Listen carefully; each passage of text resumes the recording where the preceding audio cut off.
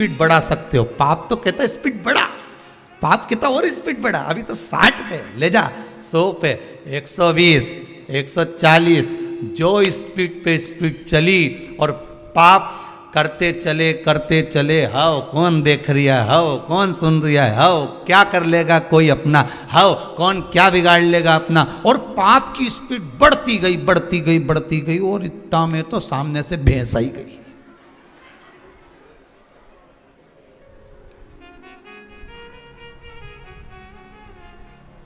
Speed इतनी तेज थी और सामने से जो भैंस दिखी, अब गाड़ी कहां टर्न करेगा, इधर से दूसरी आ रही और इधर पीछे दूसरी और इधर डिवाइडर, और कहाँ चढ़े, तो इन्हें कहा तो गए बस। फिर स्पीड वो भैंस जो सामने आई ने तुम्हें ले जाके साइड में जो था ना डिवाइडर, उस पर चढ़ाया और चढ़ा के फिर खड्डा में फेंका, और फेंका ने सब तरह से ने तुम दुचाया, सब इधर से कहीं दुच गया, इधर से दुच गया, इधर से पिट गया, जहाँ से देखो वहीं पड़ा। कोई उठाने वाला मिला? एक्सीडेंट होने के बाद दुनिया के लोग तुम्हें बाद में उठाते हैं, पहले जो मोबाइल, चेन, बैग, लैपटॉप, ये सारी जो सामग्री होती है ना, पहले इनको उठाया जाता है। तुम्हें तो उठाएंगे, और वो नहीं उठाएंगे तो वो उठाएगा, कोई तो उठाएगा। तो तुम्हारी इतनी चिंता नहीं है, उनको तो वस्तु चाहिए, जो वस्तु वहां पर पड़ी हुई है।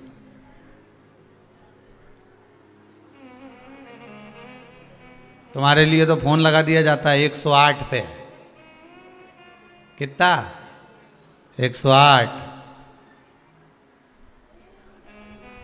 सारी दुनिया वालों को भी मालूम है कि 108 बार जपोगे तो ही में आएगा, नहीं तो नहीं आने वाला। 108 पे फोन लगा दिया। अब तुम अंदाजा लगा लो, पाप की स्पीड बहुत तेज थी, सामने एक भैंस आ गई। भैंस मतलब समझ गए कि समझाएं? अजामिल की कथा चल रही है, पहले उबड़ खाबड़ वाले रास्ते पे जा रहा था, मित्र ने कहा इस स्पीड वाले रास्ते पर चल, और सामने भैंस आ गई। भैंस मतलब एक वेश्या का मुख देख लिया, जो देखा तो उस पे आसक्त हो गया, गाड़ी डिवाइडर पे चढ़ गई, अहंकार की ओर बढ़ गया।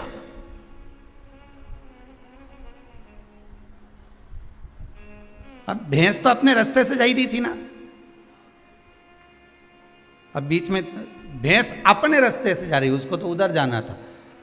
वेश्या ने एक बार भी अजामिल को नहीं देखा था, एक बार भी, पर जो गाड़ी चढ़ाई नहीं तो उनके तो ध्यान में रहे नहीं कि सामने भैंस है, इनके तो ध्यान में था। अजामिल को मालूम था कि सामने बड़ी सुंदर स्त्री बैठी है, बहुत सुंदर है, और केश झड़ा रही है और सुंदर श्रृंगार करी हुई है, बस इसको तो वो भैंस पे देख के एक्सीडेंट हो गया। और अजामिल का जो एक्सीडेंट हुआ तो इन्हें तो बस जाके खड्डा में गिर गया। मतलब आखिरी में क्या हुआ तो कि मैं तो इससे शादी करूंगा, चाहे कुछ भी हो जाए। गांव के लोगों ने समझाया तो इतना मंदिर जाता था, पूजन करता था, भगवान शंकर के जल चढ़ाता था, श्रीमन नारायण करता था, हरिहर करता था, सारी दुनिया का राम राम कृष्ण कृष्ण करता था, भगवत भजन करता था। अब ये कहाँ खड्डे में गिर गया तो कि कुछ भी हो जाए खड्डे में पड़ा है।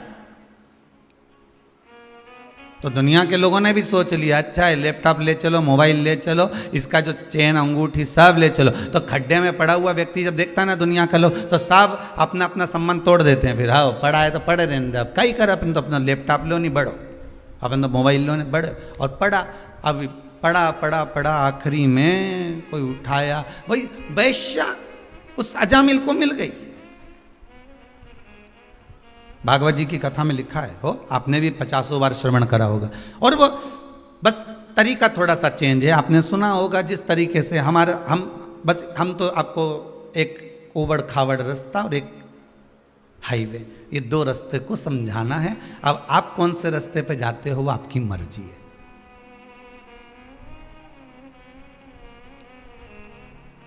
चले गया हाईवे पर, बस भैंस के चक्कर में खड्डा में गिर गया। खड्डा में गिरा शादी कर ली वेश्या से और विवाह करने के बाद उसके साथ रहने लगा। देखिए, रहते रहते रहते रहते बच्चे भी हो गए। बच्चे होने के बाद में कहीं अब पूर्व की रोड याद आ रही है। अच्छा खासा जाता था, भले वो थोड़ा दचका का रास्ता था, भले वो उबड़ खाबड़ रास्ता था।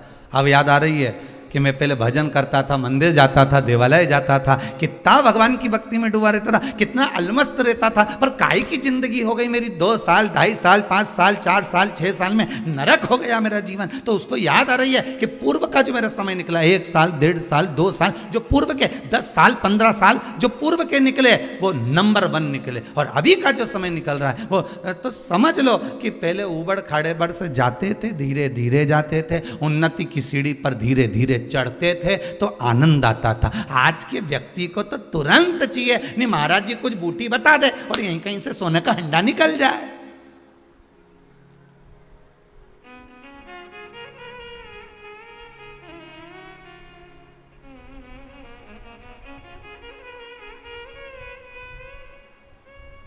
किसी के चक्कर में मत पड़ो।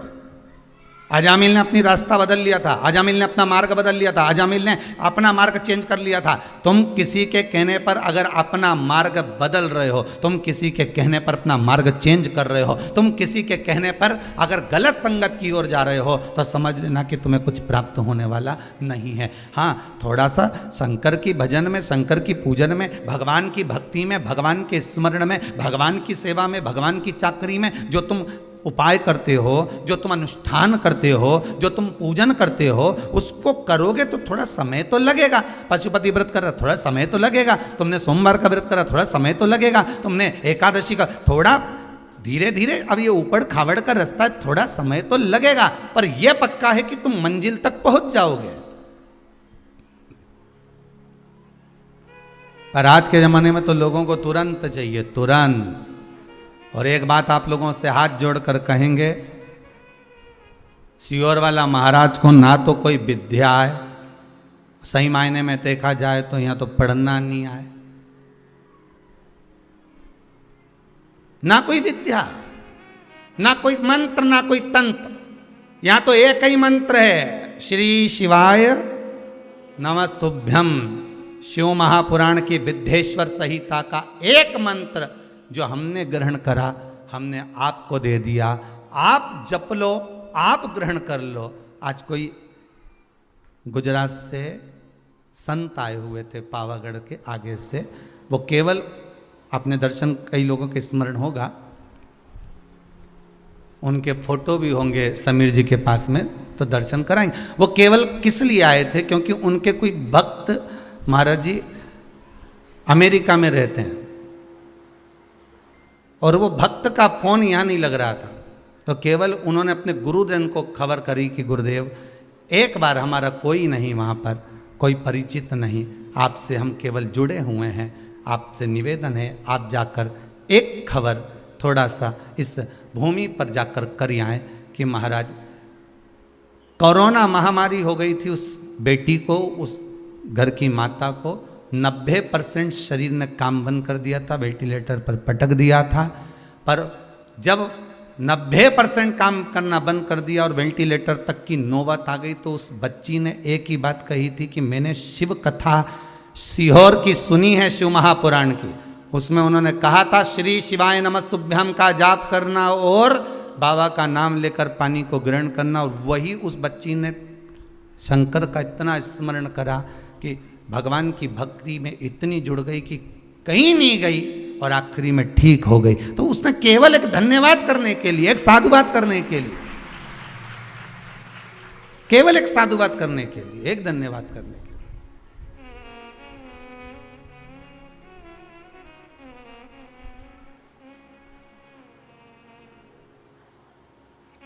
केवल एक निवेदन।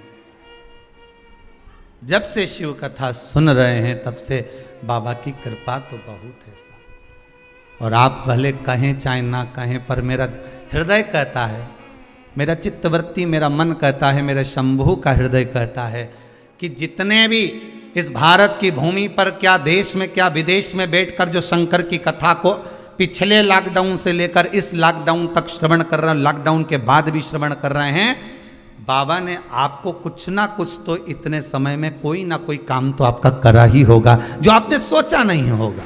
वो बाबा ने दिया तो जरूर होगा, वो देने में देरी नहीं करता। बस पथ थोड़ा सा कठिन है, मार्ग थोड़ा सा कड़क है, थोड़ा पथ कठिन है, मार्ग थोड़ा कठिन है।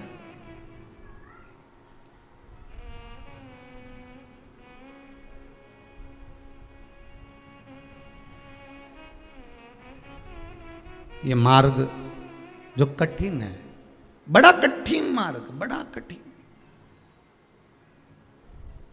और इस मार्ग को ही तो सरल करना है, इस मार्ग को ही तो सहज करना है।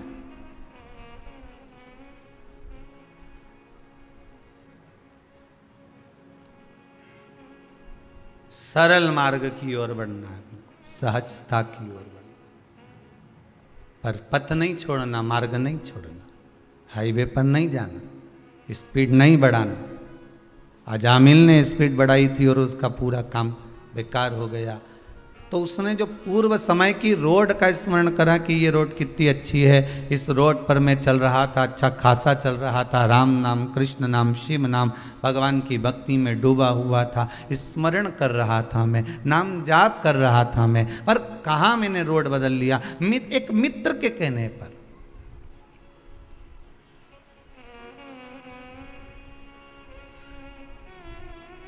एक कौवे की एक हंस से दोस्ती हो गई, बड़ी अच्छी, दोनों बेस्ट फ्रेंड बन गए, पक्के दोस्त बन गए। एक दिन कौवा हंस से बोला, भाई मुझे बहुत भूख लग रही है, तो कुछ लाना। अब हंस गया तो मोती उठा कर ले आया, क्योंकि हंस तो मोती चुगता था। ले ये मोती ले। कौवे ने जैसे ही अपनी चोंच में मोती को लिया तो कौवे की चोंच ही टूट गई। कौवा पूछा, तू खाता कैसे होगा रे इसको, मोती कैसे चुगता होगा? हंस बोला, सीधी सी बात है, लाओ। हंस ने मोती लिया, मुख में लिया, पेट में डाला। ओह, कौवा बोला, हम तो नहीं खा सकते दादा, हमारे बस की बात नहीं है। इस शिव महापुराण रूपी मोती को चुगना कौओं के बस की बात नहीं है। बहुत सारे कौवे हैं अभी भी जो नहीं चुग पा रहे।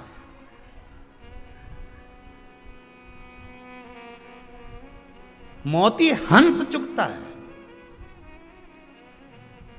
कौवा नहीं चुग सकता।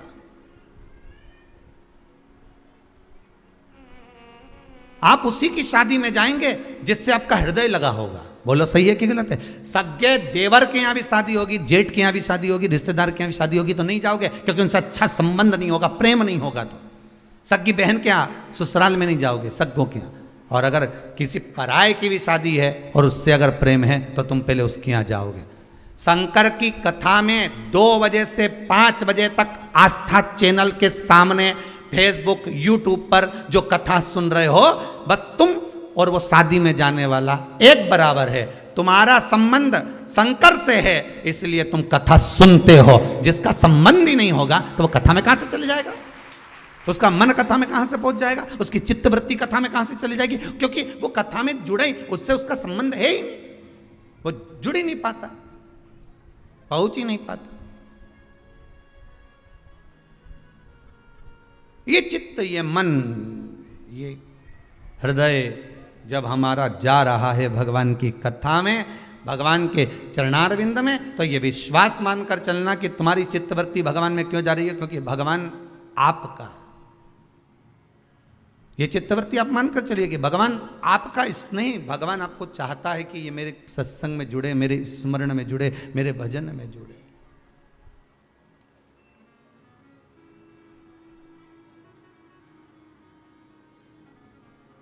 और भजन भोले बाबा का करते रहोगे तो संसार सागर से तरते रहो।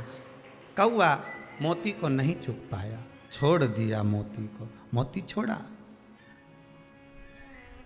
मोती को छोड़ दिया।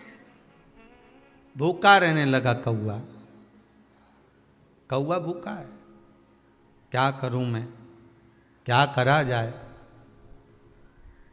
क्या करा जाए महाराज। अब कौए ने हंस से कहा, कौए ने हंस से कहा,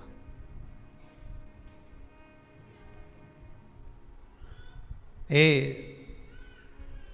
हंस, अभी तक आप यहां थे, अभी तक आप यहां थे,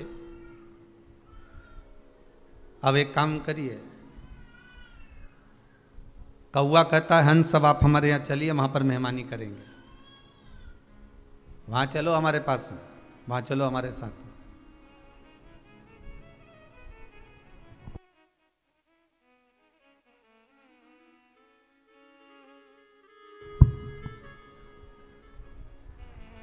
कौआ हंस से बोला कि अब आप हमारे यहां चलिए, और जब आप हमारे यहां चलेंगे, जब आप हमारे यहां पहुंचेंगे, तो हम आपकी खातिर करेंगे, हम आपका आदर करेंगे, हम आपका सम्मान करेंगे, हम आपका सत्कार करेंगे, चलो हमारे साथ, ठीक है। अब हंस चला कौए के साथ। कौआ कहाँ रहता था? शमशान में। बढ़ के पेड़ पे बैठ गया, बट वृक्ष के ऊपर। अब जैसे ही बट वृक्ष के ऊपर बैठा, और इतने में हंस बोला मुझे भूख लग रही है। कौआ गया अब भी लाता हूं, मांस पड़ा हुआ था, कौए ने उठाया, ला कर दिया। हंस बोला मैं नहीं खा सकता ये, दादा तू ही खा, मेरे बस का नहीं है। दोनों बात कर रहे थे, नीचे एक राजकुमार बैठा हुआ था, उसके ऊपर कौए की चोंच से वो मांस नीचे गिर गया। राजकुमार को क्रोध आ गया, बहुत तेज क्रोध राजकुमार को आया। राजकुमार ने उठाया अपना धनुष और बाण और तुरंत निशाना साधा। जैसे ही बाण छूटा, कौआ भाग गया, हंस को लग गया, हंस नीचे गिर गया, हंस नीचे गिरा। राजकुमार ने आकर कहा, हंस देव मैंने तो कौए को बाण मारा था, चोट तो कौए को लगना था, आपको लग गया, क्षमा चाहता हूं, आप नीचे गिर गए। हंस कहते हैं गलती आपकी नहीं, गलती मेरी है कि मैंने गलत से संगत कर ली थी, गलत दोस्ती कर ली थी। एक गलत संगत, मेरा मित्र बन गया था कौआ, और उस कौए की संगत में जब मैं आ गया था, तो कौए की संगत में आने का कारण ये हुआ कि जो बेकार काम करने वाला होता है, जो बेकार कर्म करने वाला होता है, वो बेकार काम करके तो भाग जाता है, पर अच्छा व्यक्ति धरा जाता है। बेकार काम करने वाला मन टिकेगा नहीं।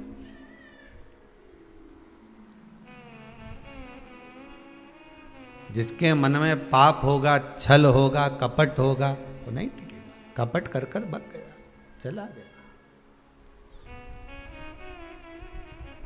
बेकार काम करने वाला कहां टिकेगा? कौआ कहां टिका? कौआ तो भाग गया, हंस को बाण लग गया,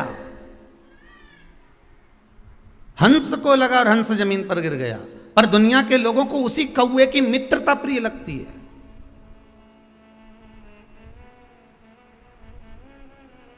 दुनिया के लोगों को वही कौआ प्रिय लगता है, हो इसकी मित्रता श्रेष्ठ है। पर नहीं, अजामिल की कथा कर रही है, मैंने मित्र का कहना गलत मान लिया और अपना मार्ग छोड़कर दूसरे मार्ग पर चले गया। हमेशा याद रखना, मित्र बनाओ मना नहीं है, एक की जगह 10 बनाओ मना नहीं, और 10 की जगह 1 बनाओ मना नहीं है। पर निवेदन केवल इतना सा है, मित्र वो बनाना जो आपको आपका हित का मार्ग प्रशस्त कर दे। अहंकार अगर आपके जीवन में आए तो मित्र खड़ा होकर कह दे क्यों रे इतना कड़ क्यों रहा है, अहंकार का कितना गुणगान क्यों कर रहा है। मित्र वो बनाना, अगर आप गलत मार्ग पर जा रहे हो तो पकड़ कर लाकर तुरंत खड़ा कर दे। आप गलत मार्ग पर जा रहे हो तो आपके माता पिता के पास जाकर खड़ा हो जाए कि आपका बेटा गलत मार्ग पर जा रहा है। गलत व्यसन में पड़ रहा है, गलत जगह पर जाकर बैठ रहा है। मित्र वो होना चाहिए जो आपकी गलतियों को बार बार छांटता रहे।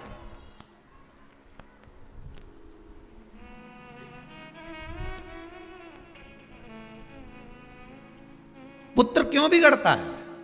पुत्र बिगड़ने का कारण क्या है? बेटा अगर मदिरा का पान कर रहा है, बेटा अगर मांसाहार कर रहा है, व्यसन कर रहा है, बेटा अगर तंबाकू खा रहा है, कुछ गलत खा पी रहा है, तो उसमें किसी दूसरे का दोष नहीं है, दोष अपना है। दूसरे को दोष मत देना कभी भी, दोष तुम्हारा है। पहली बार गलत काम करके आया था, उसी दिन मां मुख पर 2 धर के देती, पूरे तन के कपड़े उतार देती, नग्न अवस्था में ले जाकर बाहर चौराहे पे खड़ा कर देती और वहीं रख रख कर मारती। बेटे की हिम्मत नहीं थी कि दूसरी बार गलती कर देता, पर मां तो आई, गलत काम करके आ गया, तेरा बाप देखेगा, तेरा पिता देखेगा। मां ने और कम्बल लाकर डाल दिया, रजाई डालकर उसको सुला दिया। जैसे ही मां ने रजाई डालकर सुलाया, बेटे ने सोच लिया कि मेरा पक्ष लेने वाली मेरी मां है, तो बेटे ने भी गलत काम प्रतिदिन करना प्रारंभ कर दिया। जब आप पक्ष नहीं लोगे, गलत काम को सामने प्रकट कर रख दो कि इसने गलत किया है,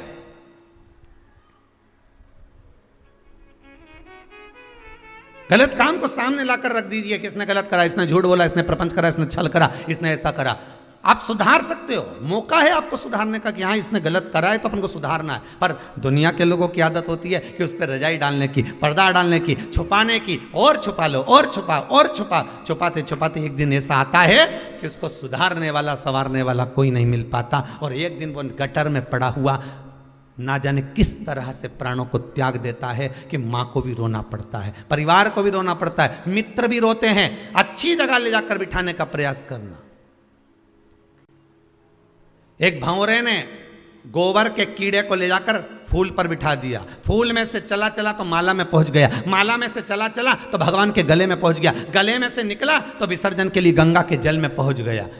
उस गोबर के कीड़े ने अपने मित्र भंवरे को धन्यवाद दिया कि तूने मुझे गोबर में से निकालकर गंगा के जल तक पहुंचा दिया। मित्रता वो होना चाहिए कि गलत संगत से निकालकर तुम्हें अच्छी संगत तक ले जाए। नहीं तो मालूम पड़े अच्छी संगत से ले जाकर, अरे कहाँ कथा में लगा रहता है, तुम्हारे पास और कोई काम नहीं है क्या? दिन भर 2 बजे से 5 बजे तक कथा, वो सियोर वाला महाराज भी फ्री ने, तुम भी फ्री। तो जो ऐसी बात करे नहीं तो उससे पूछ लेना, क्या मेरे से क्या गाड़ी चलवाना तेरे को, कि तेरी दुकान चलवाना है? तो क्यों चिड़ेवा सियोर वाला महाराज से और मुझसे? दिक्कत क्या ये बता। तू तो बोल दे कि 2 बजे से 5 बजे तक मेरे को ये काम करना, बोलो घट्टी चलाऊं कि सूपड़ा लेके न सब फटकूं, तुम तो बोल दो। दिक्कत क्या है ये बता। तुम तो पूछो, जो बोले नहीं तुमसे बार बार बोले, बताओ इनके पास तो कोई काम नहीं, ने 2 बजी नहीं ने कथा चालू, इनके पास कोई काम नहीं, बस मोबाइल उठाया नहीं और इन्हें कथा देखना चालू करी। तो बताओ नहीं कई करूं मैं? बोलो तो कहीं माथा बड़ी को दीवार से, नहीं तुम तो बोली तो। और कथा में नहीं लगूं, और अगर फालतू की बात करूं, होटला पे बैठ के ना 2-4 के साथ बैठी ना और फिर बात चालू कर दूं, तो यूं के बताओ बहू की बुराई कर रही होगी, दिन भर बाहर बैठी रहे, दिन भर पड़ोसन के साथ बैठी रहे, बताओ काय की अम्मा हमारी, दिन भर बुराई, दिन भर कोस है। तो इससे तो अच्छा है कि 2 बजे से 5 बजे तक कथा सुन, और 2 से 5 की कथा के चक्कर में पड़ोसन भी नहीं आए, उसको मालूम है कथा में बिठा देगी, 5 बजे तक चाय भी नहीं पिलाएगी, तो वो भी नहीं आया। उसने कहा, और 5 बजे के बाद उसके घर पे वैसे ही पूरा परिवार आ जाए तो वो निकलना पसंद नहीं करे। अभी भगवान ने कितनी अच्छी तुम्हारी दिनचर्या कर दी, सुबह से उठो, काम काज करो, 12-1 बजे तक बढ़िया काम काज करके, भोजन करके, बर्तन सब धो धुआ के न ओंधा करके, और जैसे ही सोने का समय आए ना 15-20 मिनट ने जो टिकिया, इतना में तो 2 बजे तुरंत गई, चाय बनाई, थोड़ी सी पी, पौना 2 बजे, और चाय वहाँ पी के सबके दे दुआ के, और बढ़िया अपने बढ़िया प्रेम से जहाँ बैठती रोज सोफा पे, पलंग पे, जहां भी बैठे, गादी पे, चद्दर पे, जहां बैठे, मैं आराम से टिक टुका के बैठ के, और रिमोट लेके ने एसी चालू करे ने किसी के जैसे गोली मारी रही हो तुरा। और जो चालू करे फिर, और कथा चालू, और कथा चालू में भी वो देखती रहे, अभी तो मूछ वाला बाबा ही चल रहा है, तो फिर अभी जब तक के फिर घूम आऊँ, तो एक बार घूम फिर के ना घर का उधर बाहर का दरवाजा मरवाजा लगा के फिर बैठी, और फिर जाके जब कथा चालू हुई तब ऐसा मन करे सो तो कथा चली 5 बजे तक चले, इसके बाद बाकी का काम करे। मन चित्त वृत्ति सब लग गई, ऐसी लगी कि अब छूटे नहीं महाराज। अब तो जो लगन लगी है, एक बार उससे लग गई तो अब छूटना नहीं चाहिए साहब। अब तुम शंकर के हो गए, शंकर तुम्हारा हो गया, अब क्या सोचना, क्या विचार करना उसमें।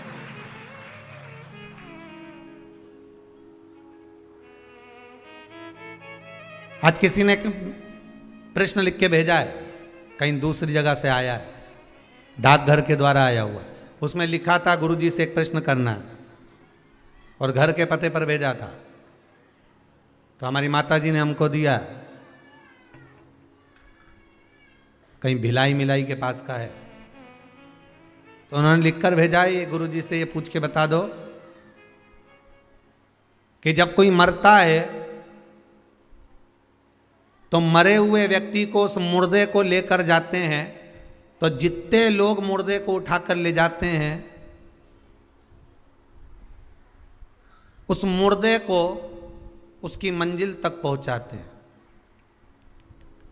इसका कितना पुण्य है। तो हमारा निवेदन है, अगर वो कथा सुन रहे हो भिलाई वाले, तो जरा सावधानी से सुन लेना। पहली बात तो ये है कि तुम मुर्दे को मंजिल तक नहीं पहुंचा रहे, मुर्दा तुम्हें मंजिल दिखा रहा है। पहले तो ये समझ जाओ, फिर फालतू की बात बाद में करें अपन, ठीक है। पहले तुम ये बिल्कुल छोड़ दो कि तुमने लिख दिया कि हम मुर्दे को मंजिल तक पहुंचा रहे। अरे मुर्दा को तुम मंजिल पे क्या पहुंचा रहे हो, मुर्दा तुम्हें मंजिल दिखा रहा है कि आखिरी यही है जहां मैं पहुंचा हूं। पहले तो उसको समझ लो।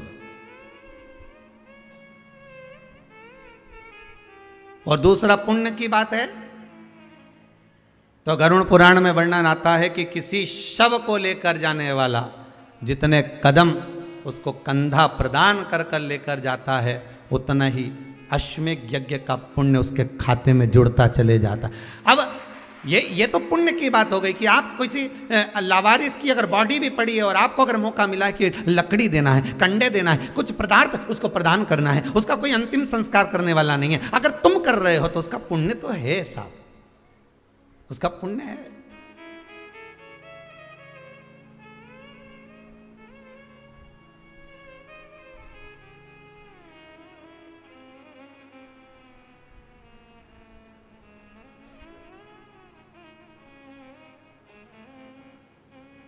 एक मेडिकल वाले के पास में एक फूल की दुकान थी।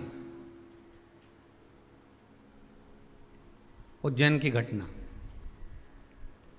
गोला मंडी महेश्वरी धर्मशाला में कथा थी, लगभग 20-22 वर्ष पहले की बात होगी। एक फूल वाले के पास एक मेडिकल वाले की दुकान, और फिर पास में वहाँ पर कुछ बहुत सारे कपड़ों की दुकान थी, वहाँ गद्दे वद्दे रखे हुए थे बहुत सारे। जो उज्जैन वाले होंगे वो तो जानते होंगे, ठीक है। अब शाम का समय था, उस समय हम भी घूमने के लिए निकले हुए थे। तो वहाँ क्या देखा कि एक फूल की माला लेने वाला खड़ा हुआ था साइकिल से, और वो माला ले रहा था और कहा हमें पूजन के लिए माला चाहिए। और मेडिकल पे कोई एक फ्रॉक पहने हुए एक लड़की बच्ची खड़ी हुई थी, बाल पूरे बिखरे हुए थे उसके, और आंख में उसको थोड़ा सा कुछ अश्रु भरा हुआ था। उसने पर्चा दिया दवाई का और कहा ये दवाई हमको दे दीजिए अंकल। अंकल ने पर्चा पढ़ा, कुछ रुपए बताए, उतने रुपए उसके पास में नहीं थे।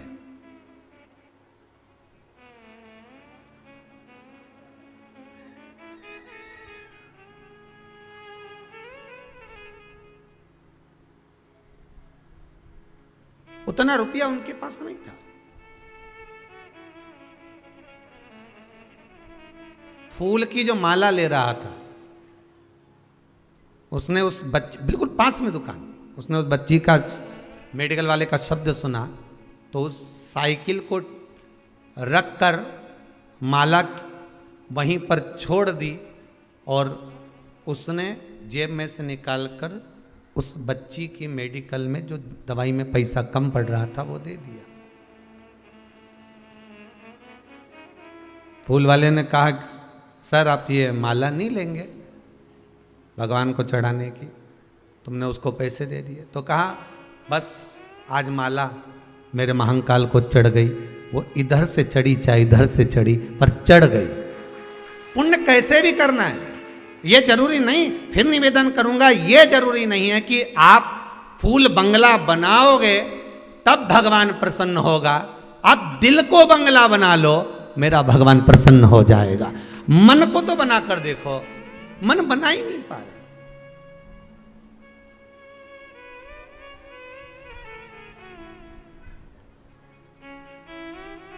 मन को बंगला नहीं बना पा रहे हो, 56 भोग भगवान को लगा रहे हो और मालूम पड़े 1 मिनट के लिए, 1 पल के लिए, 1 घड़ी के लिए, 1 क्षण के लिए आप भगवान को ना रिझा पा रहे तो वो बेकार। दिन भर व्रत करा, दिन भर उपास रहिए, कुछ नहीं खाया और मुख से अपशब्द कह दिया तो ऐसा व्रत किसी काम का नहीं। 2 क्षण उससे लगन तो लगा कर देखिए।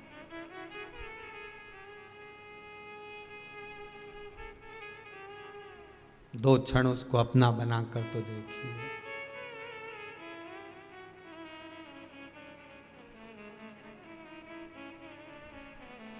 महाराज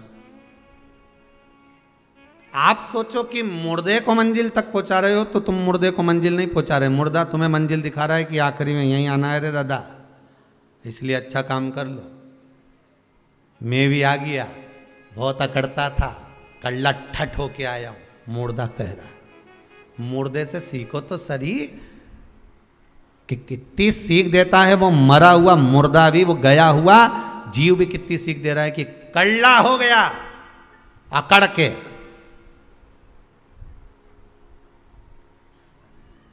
मुर्दा भी कह रहा है कि नम्रता रखोगे तो लोग तुम्हें जिंदा समझेंगे, अकड़ोगे तो सोचेंगे मर गया। अकड़ोगे तो सोचेंगे मर गया।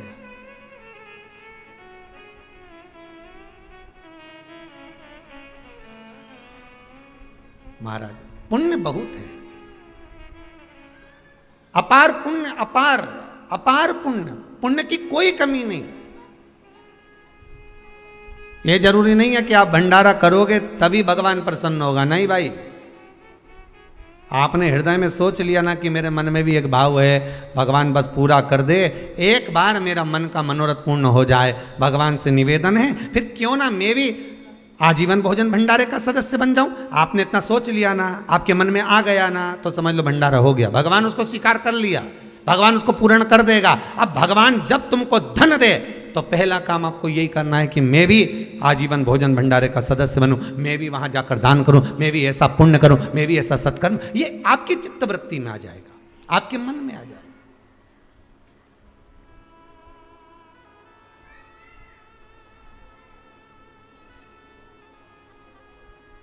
मन से दान होता है, मन से पुण्य होता है, मन से सत्कर्म होता है।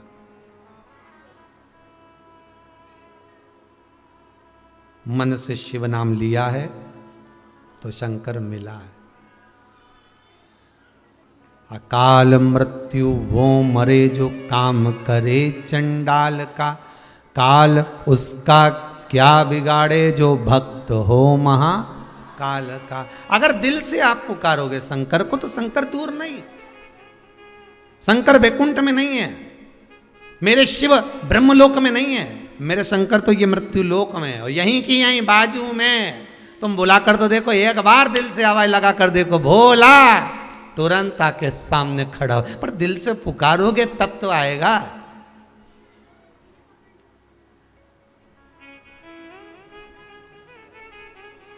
दिल से पुकारो।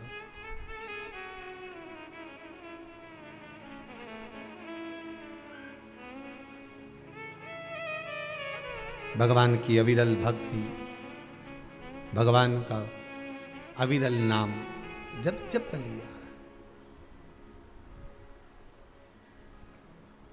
तो जीवन की सार्थकता तो स्वतः बन जाती है। अजामिल मार्ग भटक गया था, वैश्या के चक्कर में पड़ गया था। भजन करने वाला व्यक्ति अगर गलत मार्ग पर भी चले जाता है तो भगवान कृपा कर कर उसे फिर सतमार्ग पर ले आता है। यह अजामिल की कथा कहती। आपने जिंदगी में अगर शंकर की कथा को एक बार भी श्रवण करा है। एक कोई कोटा राजस्थान से एक माता जी आई हुई हैं, वो कह रही थी महाराज कि गुरुदेव मिलने आए सो तो कोरोना महामारी हो गई थी, कोरोना की बीमारी हो गई थी, पर मैंने भी भगवान से कह दिया था अगर सही हो गई, कितनी कथा बोली, 21 कथा श्रवण करूंगी। और कब से सुन रही होगी वो भी विचार करिए। 21 कथा श्रवण कर सो तो, और 22वीं कथा में बाबा ने मुझे यहां दर्शन करने बुला लिया। ये शिव की कृपा। वो बैठी भी होगी कहीं ना कहीं होगी। अच्छा वो पीछे है। हो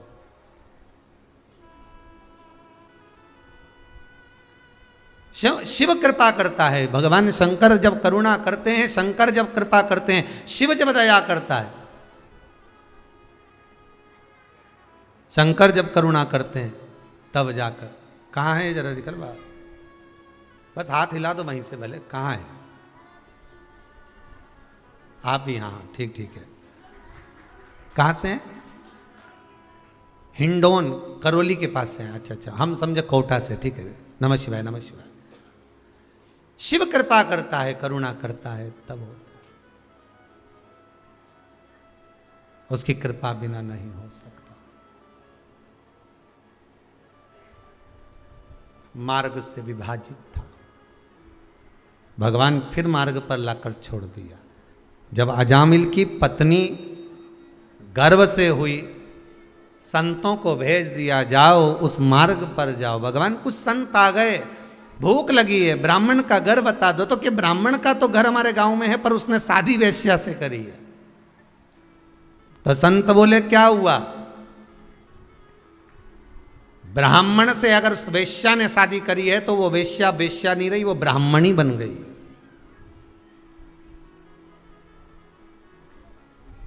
हम उनके यहां जाएंगे, भोजन पाएंगे।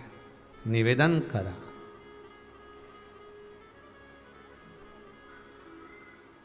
भोजन करा।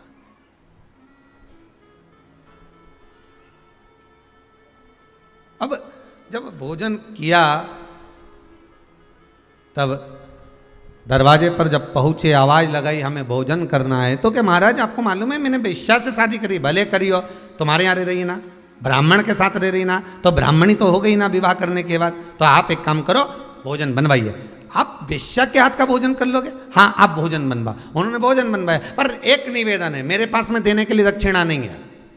तो संत बोले हमें दक्षिणा की जरूरत भी नहीं है, तुम तो भोजन कराओ। उन्होंने भोजन बनवाया, संतों को भोजन कराया। संतों ने भरपेट भोजन करा, खूब जोरदार करा।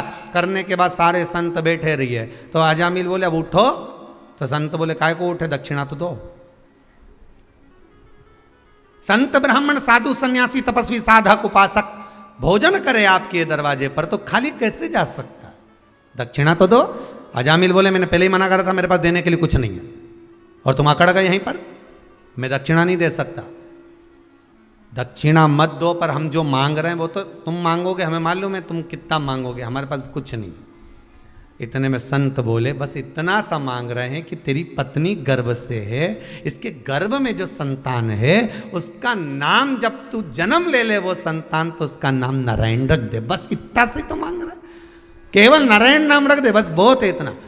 तो इतने में तो अंदर से ब्राह्मणी आ गई, और ब्राह्मणी ना कर का उसमें कौन सी बड़ी बात है?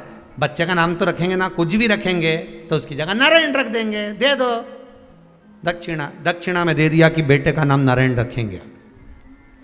कितनी बड़ी दक्षिणा, आप जरा विचार कर लो कि बच्चे का नाम नारायण धर दिया, अब वो नारायण दूध पी ले, नारायण भोजन कर ले, नारायण खाना खा ले, नारायण ये कर ले, नारायण वो कर ले। अब पहला का जमाना में भगवान का नाम इसलिए रखते थे कि भगवान का नाम जपेगा तो पार उतर जाएगा। और कहीं का व्यक्ति अगर द्वेष रखेगा, बैर रखेगा, गाली देगा,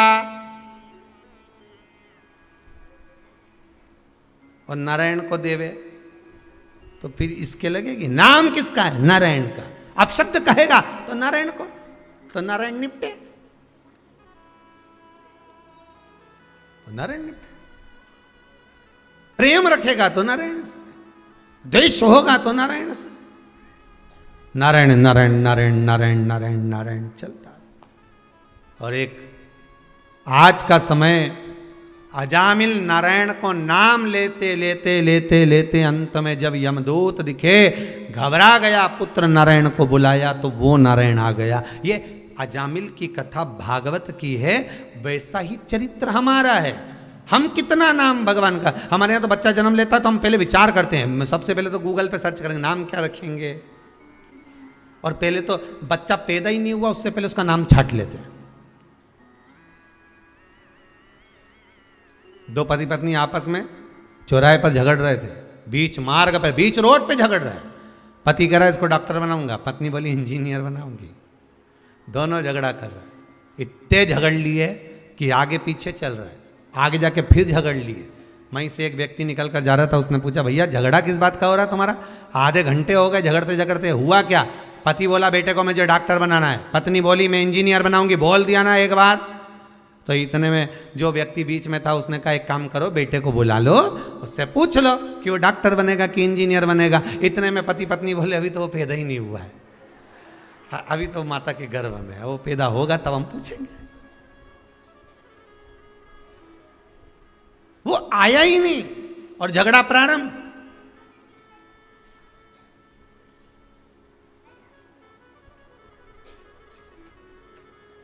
अभी तो पैदा ही नहीं हुआ।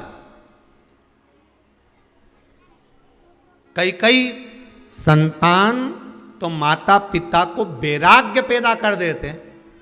कई जब बच्चे, बेटे बड़े होकर, बेटे का जब विवाह हो जाता है और बेटा जब अपशब्द कहता है तो अच्छे अच्छे माता पिता का हृदय कछोड़ जाता है और वो ये विचार करते हैं इससे तो भजन करना अच्छा।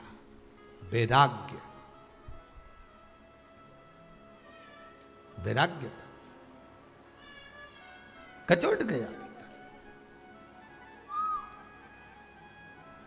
संस्कार क्या दिया, मार्ग कैसे विभाजित हुआ, वो मार्ग कहां परिवर्तन हुआ, वो मार्ग कैसे परिवर्तित हो गया, वो मार्ग कैसे बदल गया, वो मार्ग कैसे चला गया। भले भक्ति का मार्ग थोड़ा सा उबड़ खाबड़ है, भक्ति का मार्ग आड़ा टेढ़ा है, पर आप ये देखकर मत जाना कि बिल्कुल एकदम क्लीन मार्ग है, इसी से चलेंगे तो स्पीड बढ़ जाएगी, स्पीड बढ़ जाएगी तो सामने भैंस आ जाएगी, और भैंस आई कि डिवाइडर पे गाड़ी चढ़ी, और डिवाइडर पे चढ़ी ने खड्डा में गिरी, खड्डा में गिरी ने तुम्हें कोई नहीं उठाएगा। लोग क्या उठाएंगे अब अपने मुंह से बोल दो, ने लैपटॉप, ने मोबाइल, ने अंगूठी, ने चेन, ने बैग सब उठा कर ले जाएंगे, पर तुम्हें कोई नहीं उठाएगा। बस इतनी कथा को याद करना कि जब तुम गलत मार्ग पर चले जाओगे, गलत जगह पर चले जाओगे, गलत संगत में पड़ जाओगे तो कोई तुम्हें नहीं उठाएगा, सब तुमको और खड्डा में पटक कर चले जाएंगे। अच्छी कुछ चीजें होंगी तो ले जाएंगे, बाकी का पटक दिया। मेरा बेटा बेटियों से, नवयुवक बच्चों से, युवान बेटा बेटी से यही कहना है कि तुम मार्ग मत भटकना है। क्लीन रोड देखकर, हाईवे देखकर, अच्छी रोड देखकर गाड़ी को मत ले जाना। भले थोड़ा सा खड्डे की रोड होगी, थोड़ा देर पहुंचोगे, आराम से पहुंचोगे, इतनी जल्दी मत जाना कि किसी महाराज के चक्कर में पड़ जाओ और महाराज जी से जाकर कह दो महाराज जी ऐसी कोई विद्या बता दो कि तुरंत सोना मिल जाए, महाराज जी ऐसी कोई विद्या बता दो कि जिससे हमारा व्यापार चल जाए, महाराज जी ऐसी कोई विद्या बता दो जिससे हमको धन मिल जाए। और ऐसा महाराज कहीं का मिले तो वो तुम्हारी मर्जी, तुम जाओ और वहां जाकर कितना भी लुटाओ, हमें कोई मतलब नहीं। और सीहोर कुबेरेश्वर धाम पर कभी जीवन में, कभी, अभी तो लॉकडाउन चल रहा है, कभी आप आओ और आपकी चित्तवृत्ति में यह भरा हो कि हम यहाँ जाएंगे और हमको ये मिल जाएगा, या सीहोर वाला महाराज तुमको कोई भभूति दे देगा या कोई बांध दे हाथ में राखी, राखी नहीं, वो डोरा डोरी। तो ये सोचो कि यहाँ मिल जाए तो यहाँ तो एक ही डोरी मिले, शिव पुराण से लेके वो देव अधिदेव महा तक की डोरी बांध लो इस दिल की, हृदय की। हृदय में अगर शंकर आ गया तो फिर किसी चीज की कमी नहीं। तिजोरी अंदर आके बैठ जाए, जो चोर को कुबेर बना दे तो तुमको नहीं देगा। तुम तो जहां हो वहीं से भगवान का भजन इतना करो, शंकर का भजन इतना स्मरण करो कि कहीं डोलना नहीं पड़े।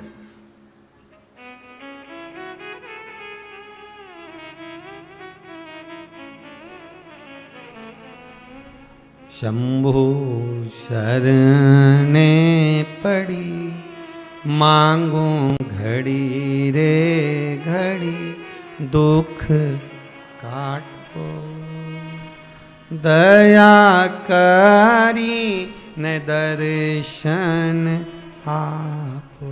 बाबा से आप निवेदन प्रतिदिन करो, रोज आप व्रत करें ना करें पर भगवान से निवेदन जरूर करें कि बाबा दुख आपको काटना है। मुझे लगता था कि मेरा दुख है, मुझे लगता था कि दुनिया के लोग मुझे तकलीफ दे रहे हैं, पर मुझे नहीं, तू मेरे दिल में बसता है, तकलीफ तुझे दे रहा है।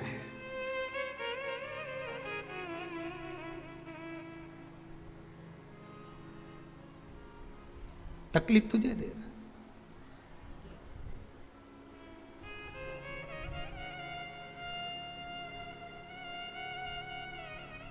बड़ा ओघड़ी, बड़ा दयालु, बड़ा सहज। मुझे लगता था कि लोग मुझे तकलीफ दे रहे हैं, मुझे लगता है कि लोग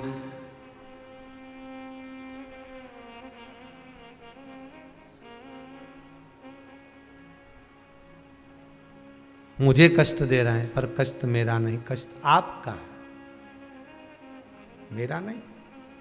और एक बात बहुत अच्छी अपनी जिंदगी में उतार कर रखना, जब तक जीवित हो, जब तक जिंदा हो, तब तक दुनिया के लोग कोई तुमसे नहीं पूछेंगे कि जिंदगी में कोई तकलीफ हो तो बोलना हो, हम खड़े हैं, क्या दुख है बोलो। दुनिया के लोग कोई साथ नहीं देंगे, मरने के बाद जरूर घर पर आकर पूछ लेंगे कैसे मरा।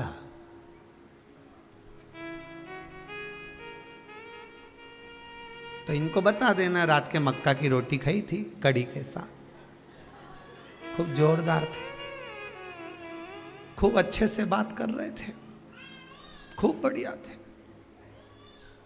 बोल चाले भी अच्छे। रात्रि के वॉशरूम भी गए एक बार, इसके बाद में जब आके सोए मेरे से कहा पानी पिला दे, मैंने पानी पिला, पर इसके बाद नहीं मालूम कब चले गया। इसके बाद अब इनके बताया, दो चार और आ गए मोहल्ले के, वो तो दिन भर आए जाए, बोले सही है कि गलत है, हम मरने वाले क्या, कौन नहीं जाए। फिर आ गए दो चार, और दो चार आकर फिर बैठ गए, और बैठते से ही फिर पूछा, दो चार ने फिर आए और फिर पूछा क्यों, क्या हो क्या गया था, एकदम हम तो सुन के एकदम। अच्छा जो पास में बैठा हो नहीं वो पूछ ले क्या एकदम, नहीं कहीं नहीं है, हम तो एकदम बस। तो हुआ क्या था इनके, फिर उन्हें रात के मक्का की रोटी कड़ी के साथ अच्छे थे। रात के आवाज लगी, वॉशरूम गए, मुझे बोला एक गिलास मैंने पानी भी, उसके बाद फिर रोने पड़े। अब ये गई, इसके बाद मालूम पड़े 15 मिनट बाद फिर कहीं का गया, फिर बैठ गए उसके पास में, बिचारी के पास। हम काका जी तो अभी दिखा था, हमने तो अभी 2 दिन पहले बढ़िया राम राम सीताराम हुई, फिर ने मालूम पड़ा काका जी हुआ क्या था, कहीं नहीं मक्का की। तो एक काम करो, नहीं है बार बार मुंडा से बोलने से अच्छा एक सीडी भरवा लो, जैसे पहले कथा की सीडी नहीं भराती थी। अरे बोला तो सही, पहले जब कथा होती थी ना, अभी तो कोरोना महामारी में कथा वथा कहीं बाहर हो ही नहीं रही, तो पहले जब कथा होती थी तो ऐसा ऑटो में गाड़ी में इतना बड़ा क्या लगाते, चिलम चोंगा क्या बोलते, हाँ जो भी बोले, इतना बड़ा लगा के और अंदर सीडी भर देते थे, श्रीमद् भागवत, भागवत, शिव पुराण, राम कथा, इतनी तारीख से इतनी तारीख तक, इतनी बजे से इतनी बजे तक, और वो सीडी चलती रहने, थोड़ी देर में फिर गाना चालू हो जाए, न गाना चालू ना फिर कथा चालू हो जाए, फिर गाना फिर कथा, और यही चलता रहना, गाड़ी वाला गाड़ी चलाता रहना, वो चलता। तो तुम भी एक काम करो, न एक सीडी प्लेयर ने बाजू में धर लो, ने एक सीडी भरवा के रख लो, यही वाली बस, ये मक्का की रोटी ने ये और जैसे ही कहीं की आए और जैसे ही पूछे ने हमने तो गजब हो गया, कैसे गए, तो बटन दबा दिया चालू, ऐसे लगा।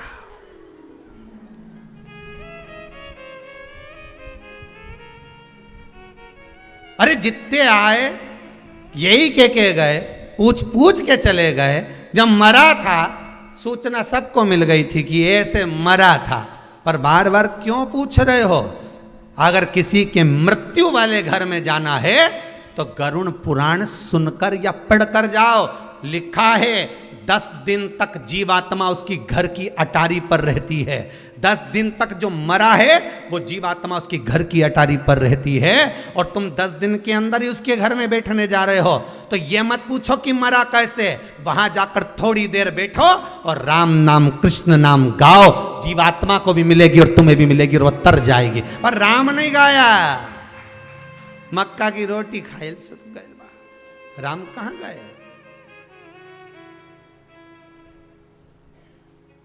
कृष्ण नहीं गाया, शिव नहीं गाया, भजन नहीं गाया, मैं तो सब बैठते गए बस।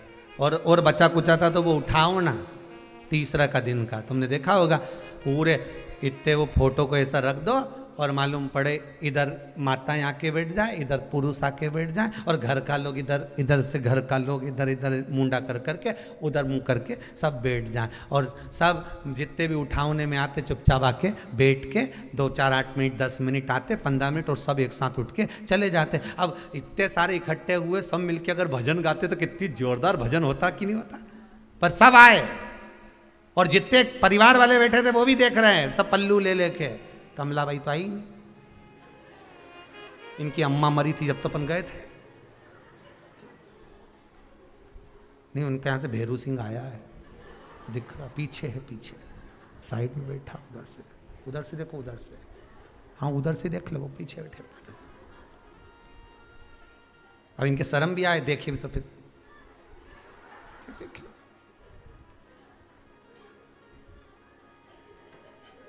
और राम रतन भाई तो दिखी नहीं रही कि राम रतन भाई तो आई थी, परंतु तो चली गई, जल्दी चली गई। अब अरे राम के हो, राम कृष्ण बोलो, शिव बोलो, भगवान का नाम बोलो। देख रहे हैं कौन कौन आया था, यहां पे भी अहंकार बड़ा हुआ है, कितने लोग आए कितने गए। मुख में हो राम नाम, राम सेवा हाथ में, तू अकेला नाही प्यारे, राम तेरे साथ में। जिंदगी की बागडोर हाथ दीना नाथ के, जा महलों में रखे चाहे झोपड़े का वास दे। सीताराम सीताराम सीताराम कहिए, जाई विधि राखे राम ताई विधि। चित्तवृत्ति में भगवत भजन होना चाहिए, हर पल हर घड़ी हर क्षण। हम तो यहां तक कहते हैं कि शमशान में अगर मुर्दे को लेकर जा रहे हो और तुम राम नाम सत्य नहीं बोल पा रहे हो तो घट की जिह्वा से राम जपो और जाइए, घट की जिह्वा से जपिए, जाइए भजन करिए, स्मरण करिए।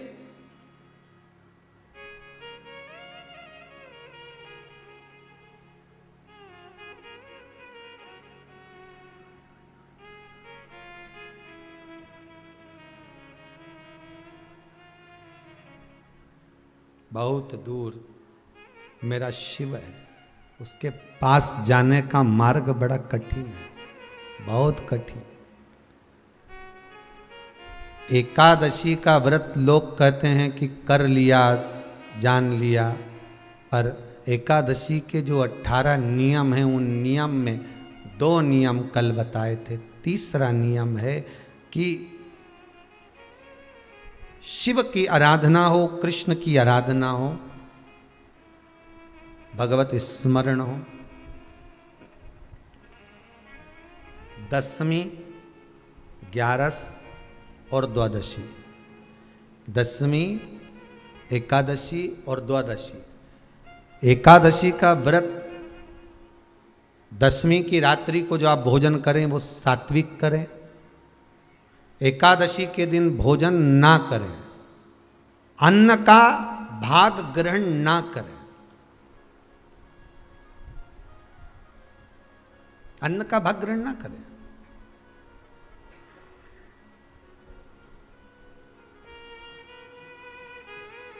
कितना सुंदर कहा है महाराज जी। यदि आपके यहां पर गौ माता है, आपके घर में अगर गौ माता विराज रही है,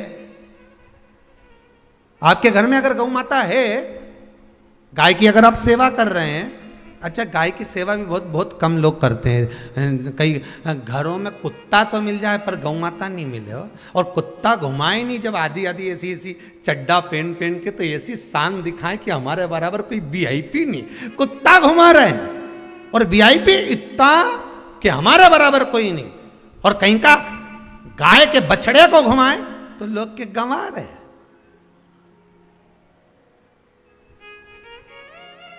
कोई अगर गौ माता को घुमाने के लिए ले जाए, गाय को पकड़कर घुमाने के लिए ले जाए, शहर में गाय के बछड़े को घुमाने के लिए जाए, तो लोग कहते हैं गंवा रहे, और कुत्ता घुमाए तो वीआईपी।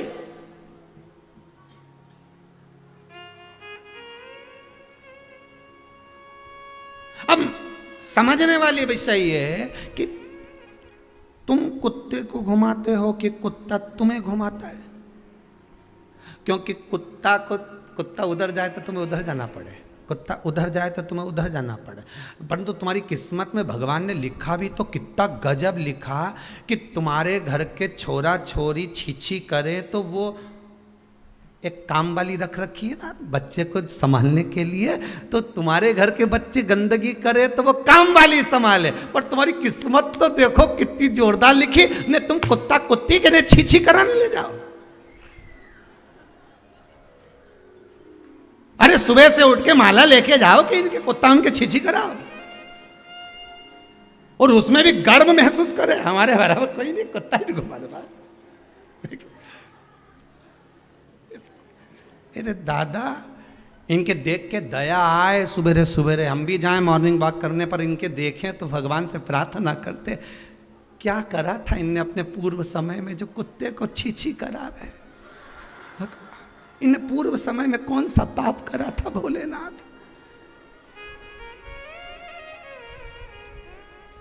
कौन सा पाप करा था। अच्छा 3 बार गरुड़ पुराण भी पढ़ के देख ली, उसमें नहीं मिला कि ये कुत्ता उनके छीछी करा, इनने पाप कौन सा करा था पुराना जमाना के, उसमें नहीं निकल। अब पढ़ेंगे कहीं स्कंद पुराण वगैरह में से ढूंढ के लाना पड़ेगा, 2-4 कथा के बाद तो बता ही दूंगा कि कौन सा पाप किया था जो ये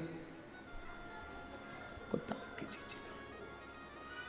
कितना सुंदर लिखा है धेनु मानस में, गीता प्रेस गोरखपुर की गौ अंक को निकालकर पढ़िए कल्याण का, उसमें लिखा है ब्रह्म मुहूर्त में सुबह के समय पर गाय की पूंछ को पकड़कर या गाय की रस्सी को पकड़कर जो 2 कदम भी चल लेता है उसके लिए भगवान विष्णु बैकुंठ का मार्ग और कुबेर का मार्ग प्रशस्त कर कर खोल देता। जरा पढ़िए धेनु मानस को पढ़िए, गौ अंक पढ़िए, गीता प्रेस गोरखपुर का कल्याण का अंक निकाल कर पढ़िए कि गाय का मात्र रस्सी पकड़कर 2 कदम चलने वाले के लिए मार्ग प्रशस्त हो जाता है। पर वो कुत्ता घुमाए तो वीआईपी और तुम गाय घुमाओ तो ये तो गवार है, इनमें तो अक्कल ही नहीं, बता कई घुमाए।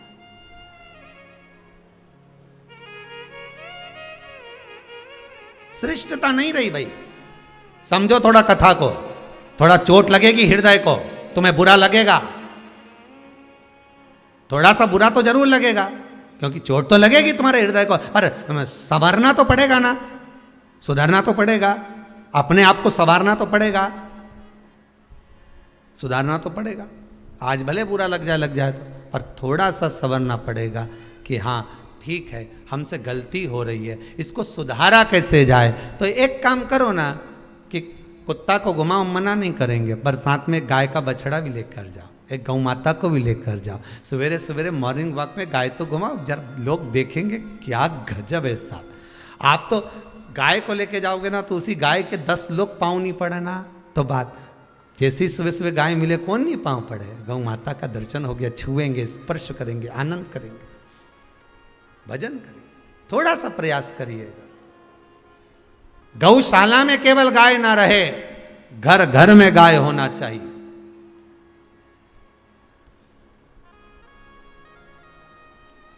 यहां पर तीसरे नंबर का जो चौथे नंबर का जो उपाय बताया है, उपवास करने का जो नियम बताया, उसमें वर्णन किया एकादशी के दिन अगर आपका व्रत है तो आप भूलवश भी डब्बे में रखी हुई रोटी गाय को ना देते हुए कुछ थोड़ा सा फलहार कोई केला, कोई सेब, जो आप खाते हो, अंगूर, पपीता, जो आप ग्रहण कर रहे हो, उसका थोड़ा सा भाग आप गाय को प्रदान करो। आप गाय को दीजिए।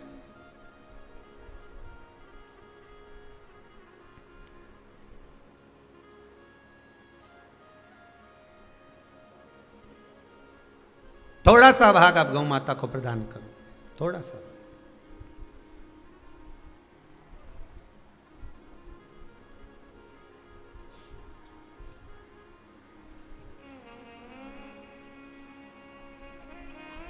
कल कोई भैया परिवार में से कोई आया था मुंबई से,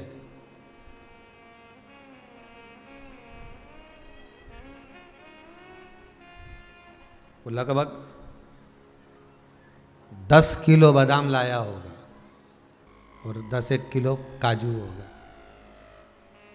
और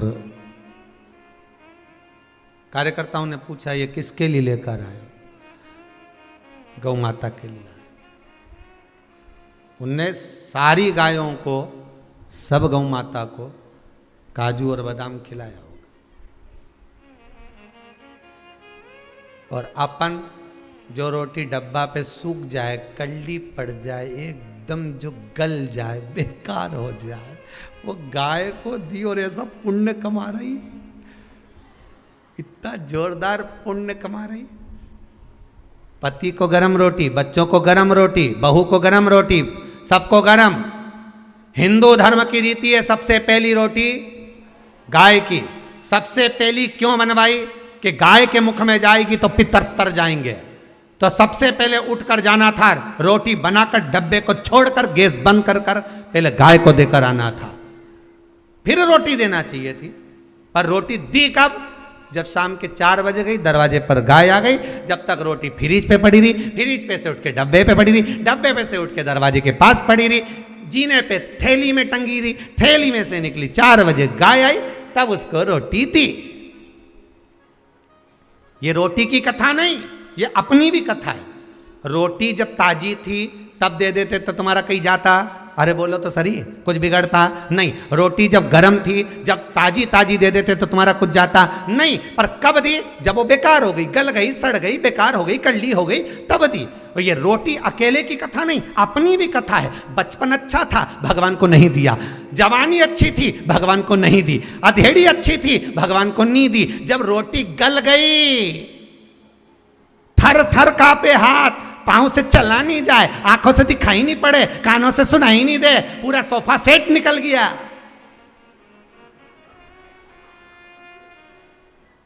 सब गायब। अब कह रही भगवान का भजन करूंगी। भगवान बोले रेंदेरी कमला नीचे कहा करेगी भजन।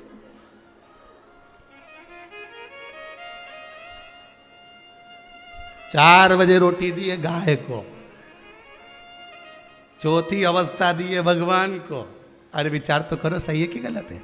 रोटी ताजी थी जब दे देते, बचपन अच्छा था तब भगवान को चरणों में लगा देते, जवानी अच्छी थी तब भगवान को दे देते, अधेड़ी अच्छी थी जब भगवान को दे देते, और रोटी गल गई तब गाय को दी, बुढ़ापा आ गया तब भगवान को दिया। अब हमारे ले चल एक बार तो सियोर ले चल, सियोर वाला महाराज की कथा सुनिया हूँ। तो बहू भी कह रहे अंधे डुकरिया कई रहते।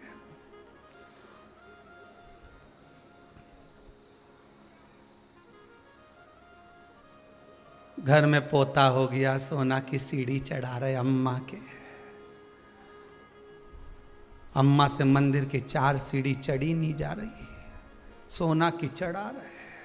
और सोना की भी बनवाई तो इतनी सी बनवाई और अंगूठा में फंसा रहा है, चढ़ जा। अब चढ़े कैसे?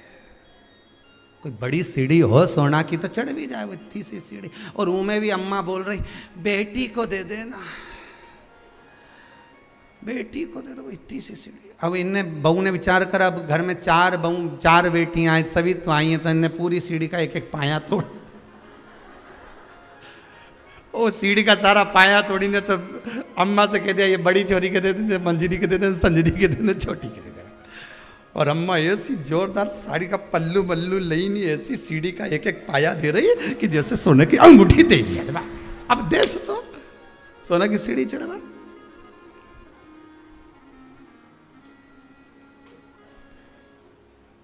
चलो भैया कथा में चले, नहीं तो लोग तो यूं ही के किसी और वाला महाराज पगला है। कथा से चला, क्या करोगे? बचपन जवानी अधेड़ी बेकार, बुढ़ापा दिया किस काम का दिया? अंतिम अवस्था, और वो भी पूरी नहीं दे पाए, वो भी परमात्मा को नहीं दे पाए। अरे महाराज, एकादशी का व्रत का महत्तम कराए, थोड़ा सा फल दो, एक केला दो, एक सेब दो, पपीता दो, तुम जो फलहार कर रहे हो, चाहे तुम मोरधान पा रहे हो, चाहे तुम जो सामग्री पा रहे हो, पर वो थोड़ा सा दो, पर गौ माता को उस दिन फलहार दो, अगर एकादशी का आपका व्रत है तो। पर दोष है आपने एकादशी का व्रत तो करा, पर सामने गाय आई ना तो आपने फलाहार नहीं दिया, रोटी ही दी है, रोटी ही दी है, डब्बे में से निकाल के ले गई, गाय आई है रोटी देना, देव मना नहीं। बाकी के दिन आप आपके बेटे से कह दो रोटी दिया बेटा जा, पर आप अपने हाथों से, आपका व्रत है तो आप फलाहार आप कर रहे हो, तो फलाहार का ही दान गौ माता को दीजिए।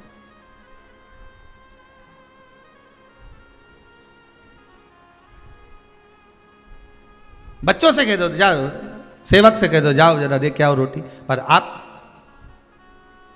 फल का दान दीजिए। महाराज पांचवा वर्णन किया चतुर्थ भाव में, बन सके जितना एकादशी के दिन भगवान का ओम नमो भगवते वासुदेवाय का जाप करें, या अपने गुरु मंत्र का स्मरण करें, या जो मंत्र आपके हृदय में समाहित हो, श्री शिवाय नमस्तुभ्यम, ओम नमः शिवाय, राम कृष्ण शिव, जो मन पड़े उसका भजन करें, पर दिल से करना, जितनी देर करते बने उतना देर करो। माला पकड़ने की भी जरूरत नहीं कि माला पकड़ के बैठता हूँ तो घटकी जिब्या से जप लो नहीं जी वही उतना में ही पूरा हो जाए, वही बहुत है।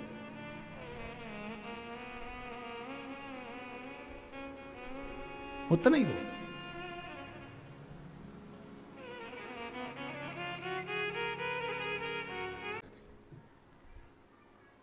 महाराज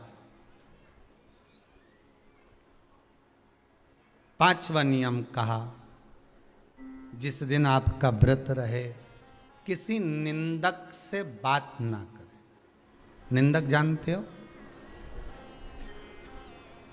भाई दूज के दिन, दिवाली की जो भाई दूज होती है ना, होली दिवाली की जो दूज होती है, उनमें ऐसा गोबर का भाई दूज बनाते हैं, और पास में एक चुगल खोर भी बना है, और चुगल खोर के ऊपर ऐसा भाटा धर दे, एक पत्थर। अब तुम्हारे उधर रखे कि नहीं रखे हमें नहीं मालूम रहे हो, जितने आस्था पे सुन रहे हो, पर हमारे इधर तो ऐसा रहता है, गोबर का भाई बहन बनाए और उसकी पूजन करे, उसके पास में एक गोबर का चुगल चोर भी बनाए, उसके ऊपर भाटा धर दे। कथा कह रही है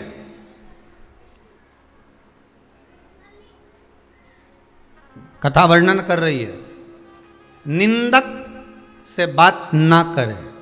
मान लो किसी ने आकर आपको निंदा कर भी दी तो तुरंत सूर्य नारायण भगवान का दर्शन करें, और 3 बार उनका दर्शन कर कर नेत्र बंद करें, तब जाकर वो निंदा जो अंदर गई है अंदर पवित्रता प्रदान करेगी, तब जाकर एकादशी का व्रत लगेगा। पहले तो प्रयास करो, अगर जो निंदा करने आता है ना तो उसको उस दिन एकादशी वाले दिन दरवाजे पे लिख दो कि चुगल चोट्टा उन अंदर नहीं आए, तुम तो लिख दो।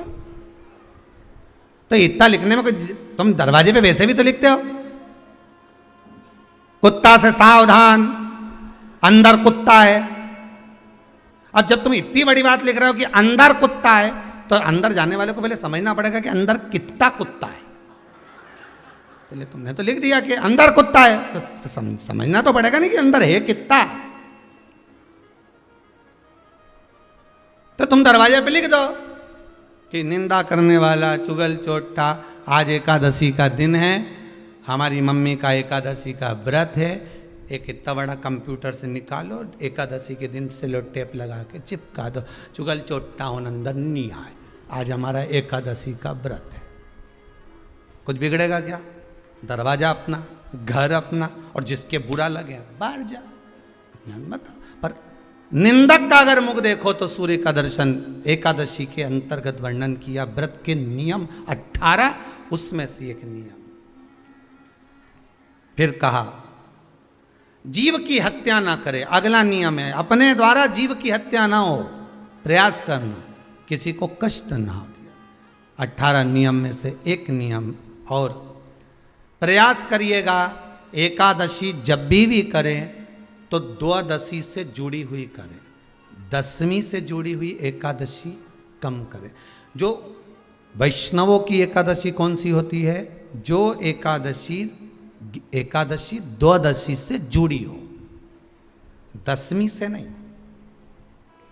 दशमी से जुड़ी हुई एकादशी व्रत कहलाती है और द्वादशी से जुड़ी हुई एकादशी पुण्य फल प्रदान कर कर वैष्णवों को भगवान के चरण में छोड़ आती है। इसलिए एकादशी द्वादशी से जुड़ी हुई होना चाहिए।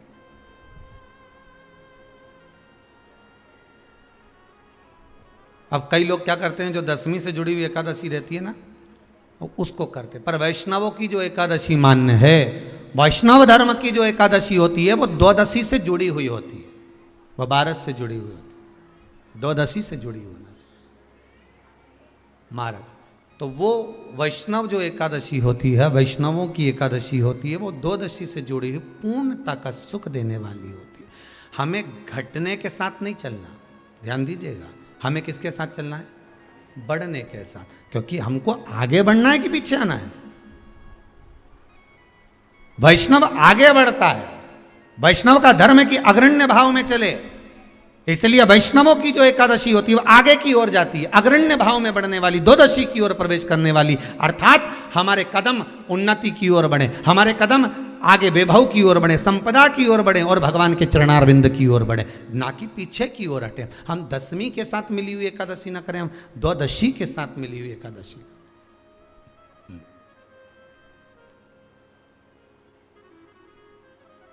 वैष्णव एकादशी।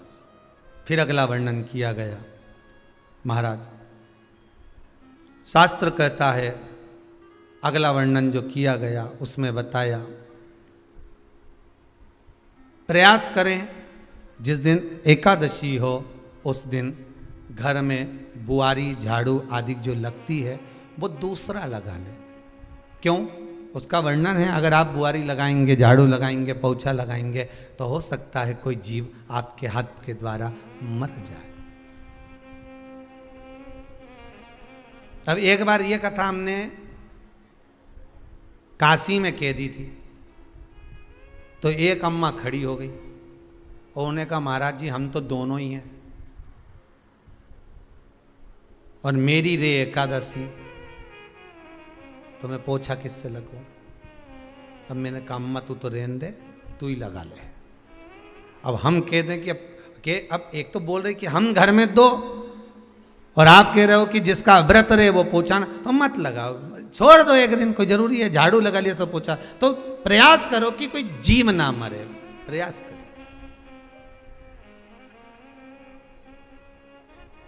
किसी जीव की हत्या ना हो।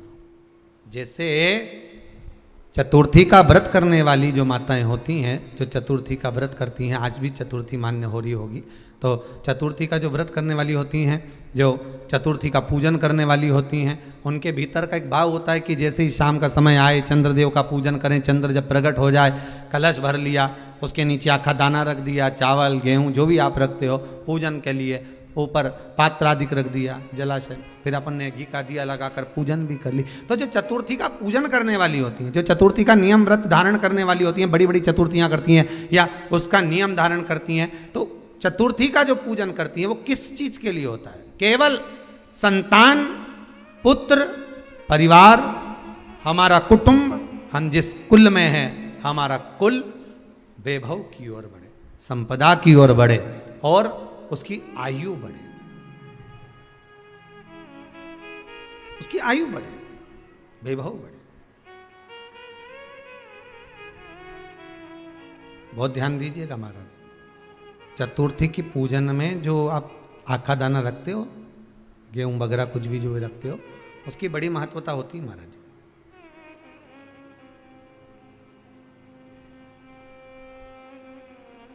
यहां तक कहा गया है। चतुर्थी की कथा तो आप लोग पढ़ते होंगे, जो लोग पढ़ते हैं उनको मालूम होगा।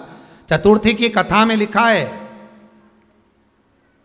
चौथ माता के व्रत में वर्णन किया गया है कि वो आखा दाना जो रखा जाता है, मान लो कोई जरूरी काम होता है तभी आखा दाना को रखा जाता है, संभाल के रखते हैं कि हम इस काम के लिए जा रहे हैं और हमारा ये कार्य सफल होना चाहिए।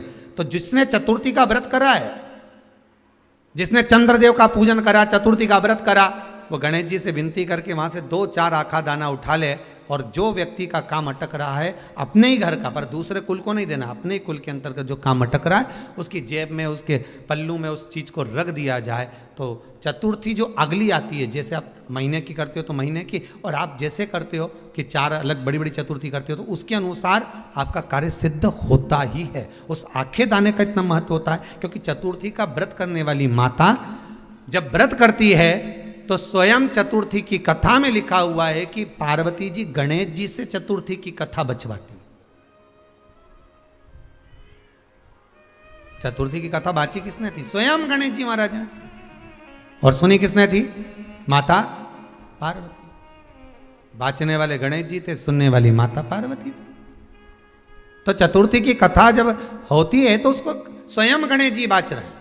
तो व्रत कौन सुन रही है? माता पार्वती। और आपने जो आखा दाना लिया वो गणेश जी के भाव से लिया, गणेश जी से निवेदन करके, विनय करके, प्रार्थना कर कर उसको प्राप्त किया, आपने उसको लिया।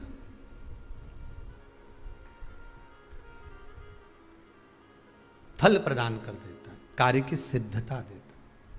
और एक और चीज ध्यान रखिएगा, जिसको पथरी की बीमारी हो या किडनी लीवर में कोई तकलीफ उत्पन्न हो जाती है, डायलिसिस चल रहा हो या डॉक्टर बोल रहे हो कि चेंज करना पड़ेगा, तो उसके पहले कोई सी भी 4 चतुर्थी, कोई सी भी 4 चतुर्थी, सफेद दुर्वा, जब गणेश शिव महापुराण की कथा बातचीत थी पिछले वर्ष की, शायद हमारे चैनल पर डली होगी, आप जब जाएंगे तो उसमें प्राप्त होगा। तो सफेद दुर्वा, और दुर्वा का भी वर्णन करा था कि दुर्वा कहाँ से उत्पन्न हुई थी, दुर्वा का भी व्याख्यान वर्णन करा था कि दुर्वा का महत्व क्या है, इसको अमृत क्यों कहते हैं, उसका भी वर्णन करा गया था कि सारे पेड़ पौधों को काट कर पटक दो वो सूख जाते हैं, पर दुर्वा को भले काट लिया 1 साल बाद वापिस ले जाकर डाल दो और पानी के अंदर दुर्वा हरी हो जाती है, अमृत कहते हैं उसको। तो उसमें सफेद दुर्वा, जिसका किडनी लीवर का प्रॉब्लम होता हो उसको सफेद दुर्वा बालचंद्र का स्मरण कर कर 7 बार घुमाकर वो सफेद दुर्वा सुबह के समय खाली पेट थोड़ी सी दुर्वा का भाग दांतों से चबा चबा कर उसको निगल लेना चाहिए। पथरी होती है तो 15 से 20 दिन में वो बाहर निकल जाती है, किस मार्ग से निकले, यूरिन आदि के माध्यम से वो बाहर हो जाती है। और अगर किडनी लीवर की प्रॉब्लम होती है, डायलिसिस चल रहा होता है, तो उसमें भी आपको सुख की प्राप्ति होती है। हफ्ते में अगर 2 डायलिसिस हो रहे हैं तो हो सकता है बाबा चाहेगा विश्वनाथ तो 1 कर देगा, धीरे धीरे उसको फिर 4 चतुर्थी कर लीजिए। सफेद दुर्वा का स्मरण। सफेद दुर्वा कहाँ मिलती है?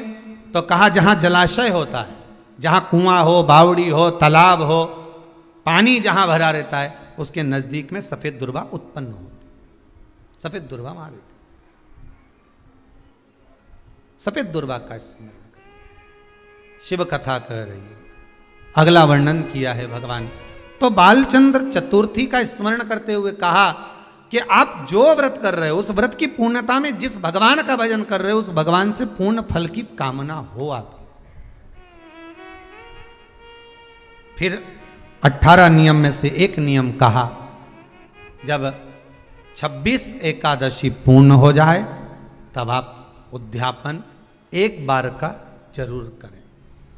किसी के मृत्यु के बाद आपने जो एकादशी दी है, जैसे कोई परदादा गए, दादा गए, कोई बुजुर्ग गया, पंडित जी ने कहा एकादशी का दान दो, आपने दे दी 5 एकादशी, 4 एकादशी, 3 एकादशी, 2 एकादशी, आपने जो एकादशी दी है, मना नहीं, दो और देना चाहिए। दान धर्म पुण्य तो करते रहना चाहिए, जब मन मिले तब कर दो, मौका मिले तब करो। तो एकादशी जो आपने दी है, और आपने किसी जीव को एकादशी दी है जो चला गया है, वो जीव को जब एकादशी दे देते हो उसकी 11 एकादशी, 5 एकादशी, 3 एकादशी जितनी आपने दी है उतनी पूरी हो जाती है।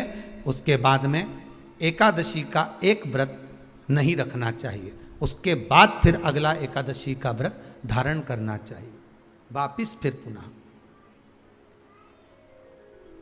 तो क्या करोगे उस दिन? जिस दिन आपने एकादशी जीव को दे दी, 5 एकादशी दी, तो छठी एकादशी पे क्या करोगे उसको? ये नहीं कि आपको अन्न खाना है, आपको व्रत नहीं रखना, पर आपको अन्न का सेवन नहीं करना। उस दिन दूध की सामग्री, कोई फ्रूट्स, कोई फल आपको उस दिन ग्रहण कर लेना। पर आपको ये नहीं करना है कि हमने तो एकादशी करी ही नहीं है आज, तो हम अन्न खा लेंगे। नहीं, कथा में वर्णन आया था, कल कथा में कहा था, मुर को जब मारने का समय आया, पाप सामने आ गया, भगवान ने उस पाप को किस में ले जाकर छोड़ा? पाप पुरुष को अन्न के भीतर। पाप पुरुष कहां गया? अन्न के भीतर। एकादशी के दिन एक दिन पाप पुरुष अन्न के भीतर रहता। एकादशी का अगला वर्णन ध्यान से सुनिएगा। मान लो आपने एकादशी का उद्यापन में बाद में करूं नहीं करूं, श्वास का कोई भरोसा है? बोलो तो, है क्या कोई भरोसा? नहीं। श्वास रुक जाएगी चलते चलते, शम्मा बुझ जाएगी जलते जलते, दम निकल जाएगा रोशनी का, क्या भरोसा है इस जिंदगी का? कोई भरोसा है कि आप 26 एकादशी पूरी कर पाओगे? नहीं, किसी ने देखा हो तो बात दूसरी। एक बार वो युधिष्ठिर के सामने कोई मांगने के लिए, एक दरवाजे पर कोई दान मांगने के लिए आ गया युधिष्ठिर के पास, और युधिष्ठिर ने कह दिया, महाराज युधिष्ठिर बोले कल आकर ले जाना, कल आओ ले जाओ। भीम ने एक ढोल उठाया और बजाना प्रारंभ करा, और साहब बजाया कि सारे लोग इकट्ठे हो गए। सबने पूछा हुआ क्या भीम, कौन सी खुशी की बात है, बात क्या है? तो भीम बोले मेरे भैया ने काल को जीत लिया। काल को जीत लिया मतलब मेरे भैया बोले कि कल आ जाना, हम तुमको दान दे देंगे। मतलब मेरे भैया जानते हैं कि कल तक मरेंगे नहीं, प्राण नहीं छूटेगा, मतलब इन्हें काल को जीता। ये समझ वाली बात है। आप हो, हम हो, कोई भी संसार का मनुष्य काल को नहीं जीता। जन्म मरण परण तीन भगवान के हाथ में है। डॉक्टर ने कह दिया इतनी तारीख तक बच्चा होगा, मालूम पड़े आगे पीछे कभी भी हो जावे, 15 दिन पहले, 8 दिन बाद, 4 दिन पहले, ये तो भगवान क्या कहा, इसको ले जाओ, अंतिम सांसें चल रही है, मर जाएगी कुछ दिन में। मालूम पड़ा घर लिया है, 6 महीना हो गया, 5 बार तो नीचे सुला दिया गोबर लीप के डुकरिया, फिर जिंदा हो गई वापिस। 4 बार तो फोन लगा के पूछ लिया कौन सा पाठ सुना दें कि निपट जाए, बिस्तर पे सड़ गई। भगवान भी कह रहा है मई रखो, शिव पुराण नहीं सुनी, मई रखो। क्या करोगे लाकर? परण पत्रिका देखकर कह दिया दूसरे महीने में ब्याह हो जाएगा। मालूम पड़े बीच में लॉकडाउन फंस गया, 1 साल तो यूं ही निकल गया। अब फिर पंडित जी से कहा, आपने तो कहा था 2 महीने में हो जाएगा। पंडित जी बोले लॉकडाउन भी तो आ गया था, क्या करें।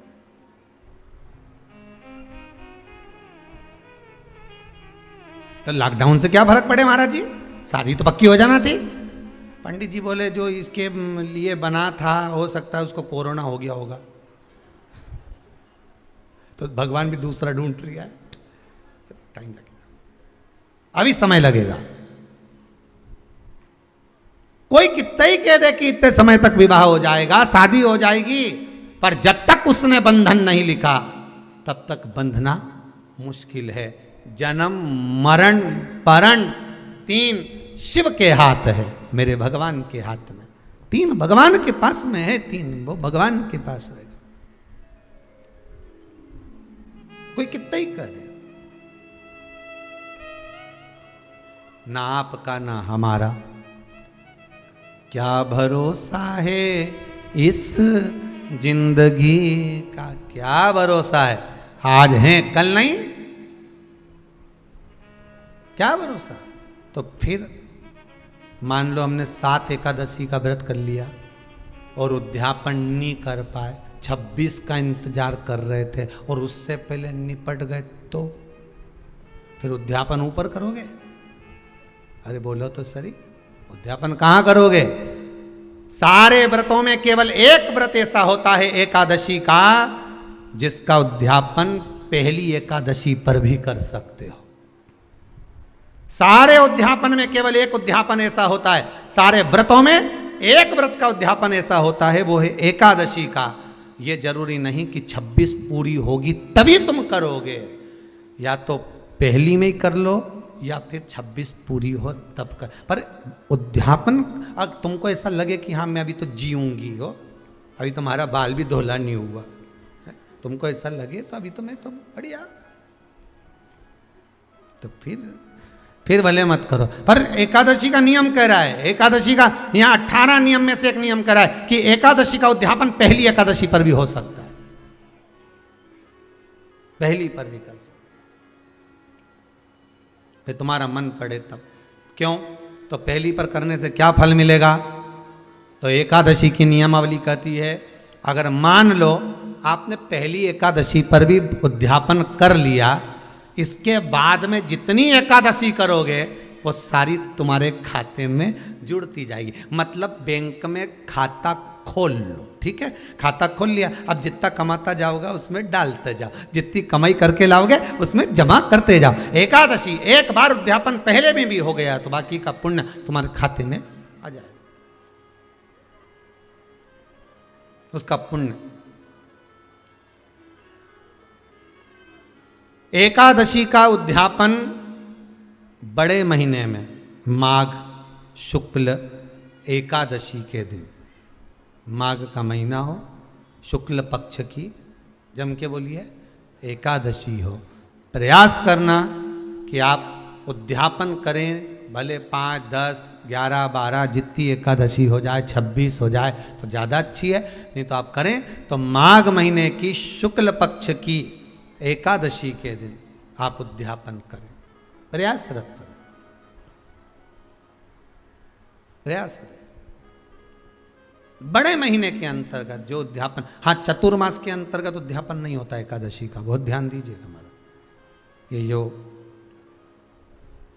सावन भादो कुंवर कार्तिक जो 4 महीना होते हैं भगवान के शयन करने के, इसके अंतर्गत एकादशी का उद्यापन नहीं होता, और इसके अंतर्गत उद्यापन करना भी नहीं चाहिए एकादशी हमारा। एकादशी का उद्यापन माघ महीने की शुक्ल पक्ष की एकादशी के दिन आप बहुत प्रेम से आनंद के साथ करिए महाराज। परंतु एकादशी के उद्यापन में सबसे ज़्यादा अगर कुछ जरूरी होता है तो 24 तरह का नैवेद्य जरूरी होता है। कितने तरह का? 24 तरह का नैवेद्य। अब आप कहोगे गुरुजी उद्यापन हम कर रहे हैं एकादशी का, तो उसमें तो फलहार का हमें नैवेद्य बनाना चाहिए। तो फिर ये पुराण के अंतर्गत स्कंद पुराण में ये चीज़ लिखी है कि एकादशी का जब उद्यापन करते हैं तो 24 तरह का नैवेद्य बनाकर सिद्ध करते हैं। 24 तरह का नैवेद्य जान रख लेना, का हलवा बना लो, खीर बना लो, पूड़ी बना लो, सब्जी बना लो, पकौड़ा बना लो, भजिया बना लो, ऐसे 24 तरह का नैवेद्य अलग अलग चाहिए। पर लोग क्या करते हैं, खोपरा पाक बनवा लेते हैं 1-2 किलो और 24 जगह रख देते हैं। स्वीकृत नहीं है। 24 तरह का नैवेद्य रखा जाता है। महाराज एकादशी के दिन भगवान का पूजन का पूरी तैयारी कर कर मंडल आदि बनवाकर विद्वान ब्राह्मण को बुलाकर, कर्मकांडी ब्राह्मण को बुलाकर जो भगवत सेवा में एकादशी का उद्यापन कराए, उन ब्राह्मण के चरणों को नमन कर कर, प्रणाम कर कर एकादशी का पूजन करवाइए और उस मंडल की पूजन कराकर हवन द्वादशी को कराइए। एकादशी को हवन नहीं, एकादशी के उद्यापन का जो हवन होता है वो द्वादशी को,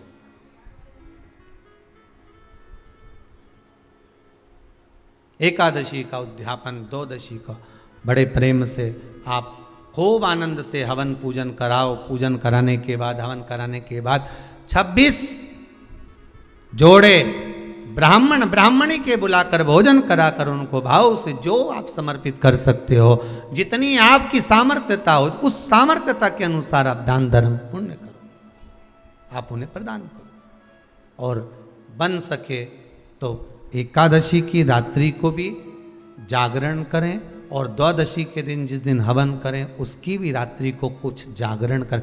जागरण का मतलब पहले भी कथा में कहा, प्रदोष की कथा में वर्णन किया था। हम ये नहीं कहते कि तुम पूरी रात जगो, हमारा तो निवेदन है 15 मिनट का करो, आधे घंटे का करो, 20 मिनट का करो, पर रात्रि के समय थोड़ी देर, अगर एकादशी का उद्यापन कर रहे हो तो जागरण थोड़ी सी देर अवश्य करें। नहीं कर सकते अकेले बैठकर राम नाम जप लें, भजन कर ले, पर करो।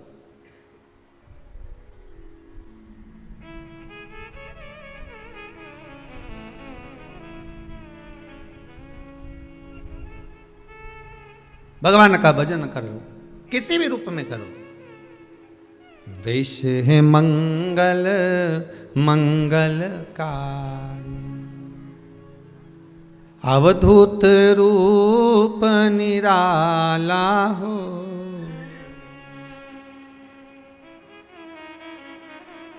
मेरा प्यारा डमरू वाला हो।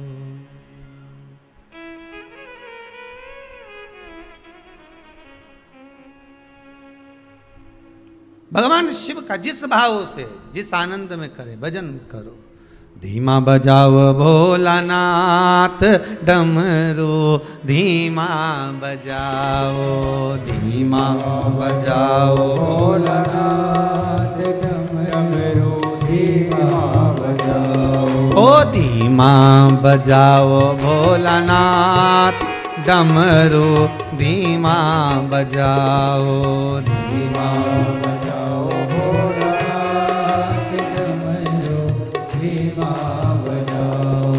धीमा बजाओ भोला, धीमा बजाओ, धीमा बजाओ भोला, धीमा बजाओ, ओ धीमा बजाओ भोला, धीमा बजाओ, धीमा बजाओ भोला, धीमा बजाओ, अरे धीमा बजाओ भोलानाथ डमरू, धीमा बजाओ, धीमा बजाओ भोलानाथ डमरू, धीमा बजाओ। आओ से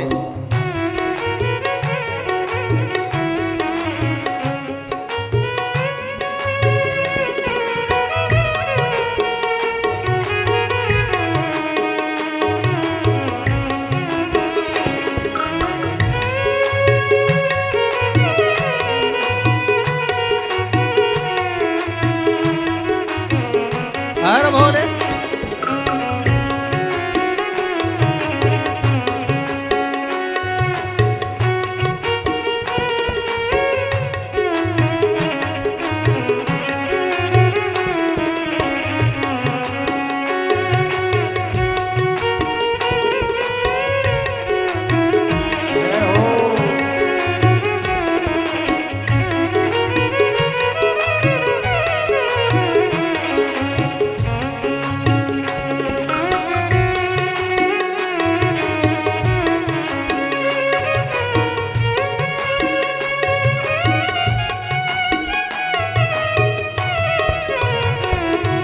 डमरू की धुन सुन के ब्रह्मा जी आए, डमरू की धुन सुन के ब्रह्मा जी आए, ओ डमरू की धुन सुन के ब्रह्मा जी आए, डमरू की धुन सुन के ब्रह्मा जी आए, ब्रह्मा जी आए संग ब्रह्माणी को लाए, ब्रह्मा जी आए संग ब्रह्माणी, अरे धीमा बजाओ भोलानाथ डमरू, धीमा बजाओ, धीमा बजाओ भोलानाथ डमरू, खाली सेवा देते हुए अरे धीमा बजाओ भोलानाथ डमरू, धीमा बजाओ, धीमा बजाओ भोलानाथ डमरू, धीमा बजाओ। बड़े भाव से, बड़े आनंद के साथ ताली सेवा देते हुए जितने भी आस्था चैनल पर कथा को श्रवण कर रहे हैं, दोनों हाथों से बड़े प्रेम से आनंद के साथ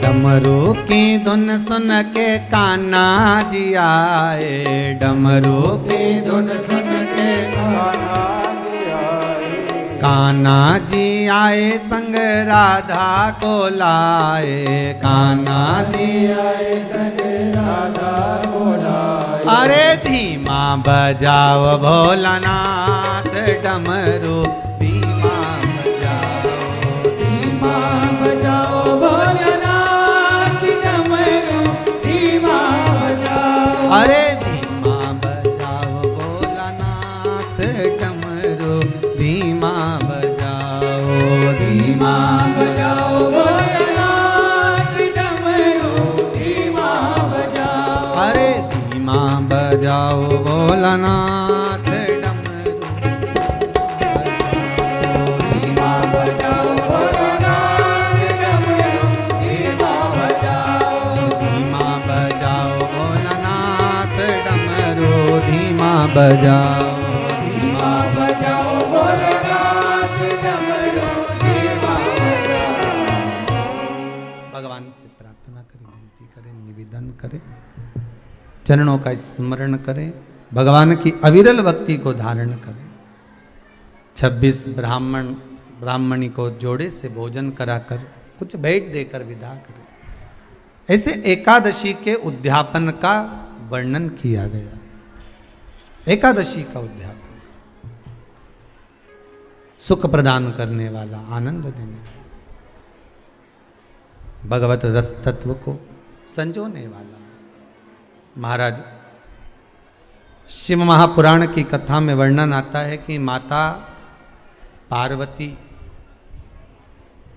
जितने व्रतों को धारण करती हैं, माता जितने व्रतों को भगवान शिव के लिए जितने व्रत करती हैं, माँ सारे व्रत भगवान शंकर स्वीकार करते हैं।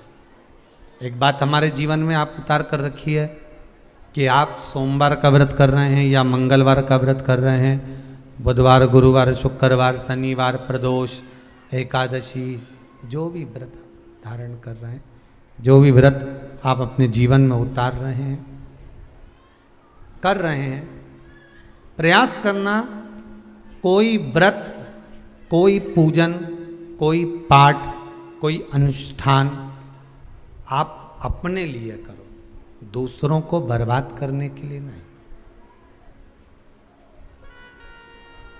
उसका ऐसा हो जाए मैं माता जी को चुनरी चढ़ाऊंगी, नहीं।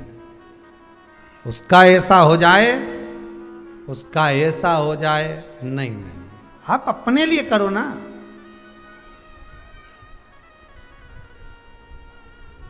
सर्वे भवन्तु सुखी।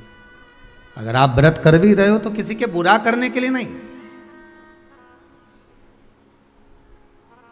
अगर किसी के यहाँ जाकर आप पूछ भी रहे हो कि महाराज हमारे कहीं चले गए और कहा कि हम दुखी हैं, और कोई कह दे कि तुम तुम्हारे पड़ोसी से दुखी हो या तुम्हारे उनसे, तो उनके लिए हमें कुछ बुरा नहीं करना। आप अपना अच्छा करवाते जाओ। कि देना हो तो दीजिए जन्म जन्म का साथ, मेरे सिर पे रख दो भोले अपने ये दोनों, और देना हो तो दीजिए जन्म। हमें दूसरे का अहित चाहिए ही नहीं। कोई कितना भी गाली दे, कितना भी अपशब्द कहे, कितना भी ताने दे, कितने भी अपशब्दों का व्याख्यान वर्णन करे, हमें नहीं बोलना। आग लगे बस्ती में अपन रहो, क्या किसको रोइए चादर तान के, अपने को नहीं बोलना। वो क्या बोल रहा है, क्या कर रहा है, क्या चाहता है, अपने को उससे मतलब नहीं कुछ भी। बोले बोले तो बोले, तुम तो मीराबाई जैसे हो जाओ कि मैं तो चली वृंदावन राणा और मेरे तो भाग जगे, राणा जी तेरे महलों में आग लगे, राणा जी तेरे महलों में आग। अरे घास फूस की कुटिया बनाऊंगी, भले कैसे भी रहूंगी पर किसी का बुरा नहीं करूंगी, घास फूस की बोल तो दो कुटिया बनाऊंगी, जामे तुलसी का रोप लगे, राणा जी तेरे महलों में। मैं तो चली वृंदावन राणा और मेरे तो भाग जगे, राणा जी तेरे महलों में आ। वो कितना ही हमें नहीं चाहिए, मतलब ही नहीं हमें किसी के महल और अटारी से। उनकी बिल्डिंग 4 मंजिल की बन गई, बन जाए तो उनके यहाँ 4 व्हीलर गाड़ी आ गई, आ जाए तो बस वो हाईवे पे चल रहे हैं, हम दचके वाली पे भक्ति के बल पर चल रहे हैं। जब मेरा भगवान देगा तो छप्पर फाड़ कर देगा, ऐसा देगा कि शिव महापुराण की कथा भी करवा देगा, यह पक्का है। बस उस पे विश्वास रखो, भरोसा रखो, उससे निवेदन करो कि कृपा कर देना, जीते जी शिव जी तुम्हारी कथा करवाना, जीते जी करवाना। मरने के बाद की कोई गारंटी नहीं दादा, मरने के बाद तो लोग अपने को तो शमशान छोड़ आते, बाद में नुक्ति और से खाते। हाँ, हमें उससे मतलब नहीं, हमें तो जीते जी कराना, बस मरने के बाद की कोई बात।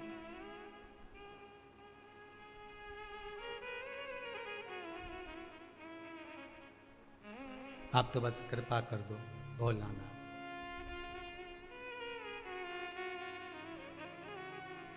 तेरे दरबार की बाबा निराली शान देखी है।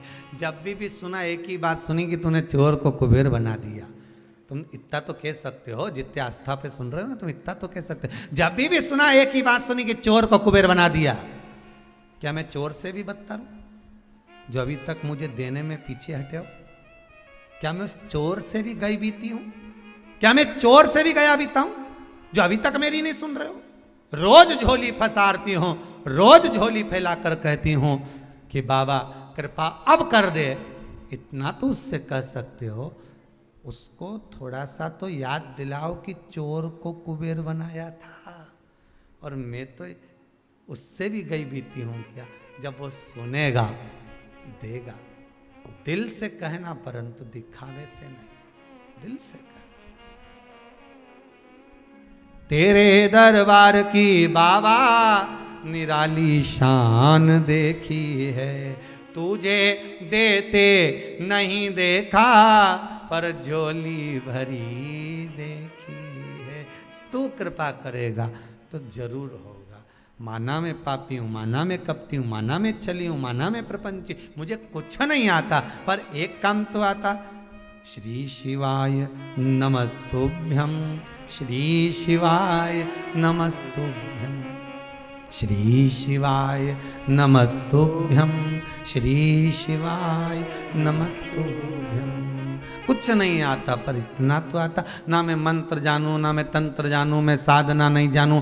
2 घंटा तक आंख बंद करके बैठी भी नहीं रही जाए, एक जैसी बैठ भी नहीं सकती। मेरे में तो जो दोष है मैंने बता दिया कि नहीं बैठ सकती मैं 2 घंटा, 4 घंटा, 6 घंटा एक जैसी एक आसन से। पर हूं तो तुम्हारी, चलते भी कहो सोते भी कहो, तुम्हारा मन पड़े श्री शिवाय नमस्तुभ्यम, श्री शिवाय नमस्तुभ्यम, श्री शिवाय नमस्तुभ्यम। मैं कैसी भी हूं पर आपकी हूं, मैं कैसा भी हूं आपका हूं। भाग्य किसने लिखा है? आपने।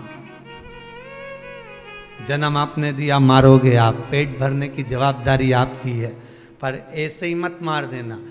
पेट भरने की जवाबदारी केवल भोजन देकर नहीं, एक बार शिव पुराण की कथा करवाना, इतना तो दे देना दातार, दुनिया जो आज मेरे ऊपर उंगली उठाती है, हंसती है, ऐसी कृपा तो एक बार कर दे, ऐसी दया तो कर दे कि जो उंगली उठाने वाले हैं उनकी भी उंगली उठे नहीं, नीचे की ओर चली। इतनी कृपा तो कर, भजन करा दे, स्मरण करा दे। तूने दिया लंकाधिपति रावण को, रावण को बाबा तू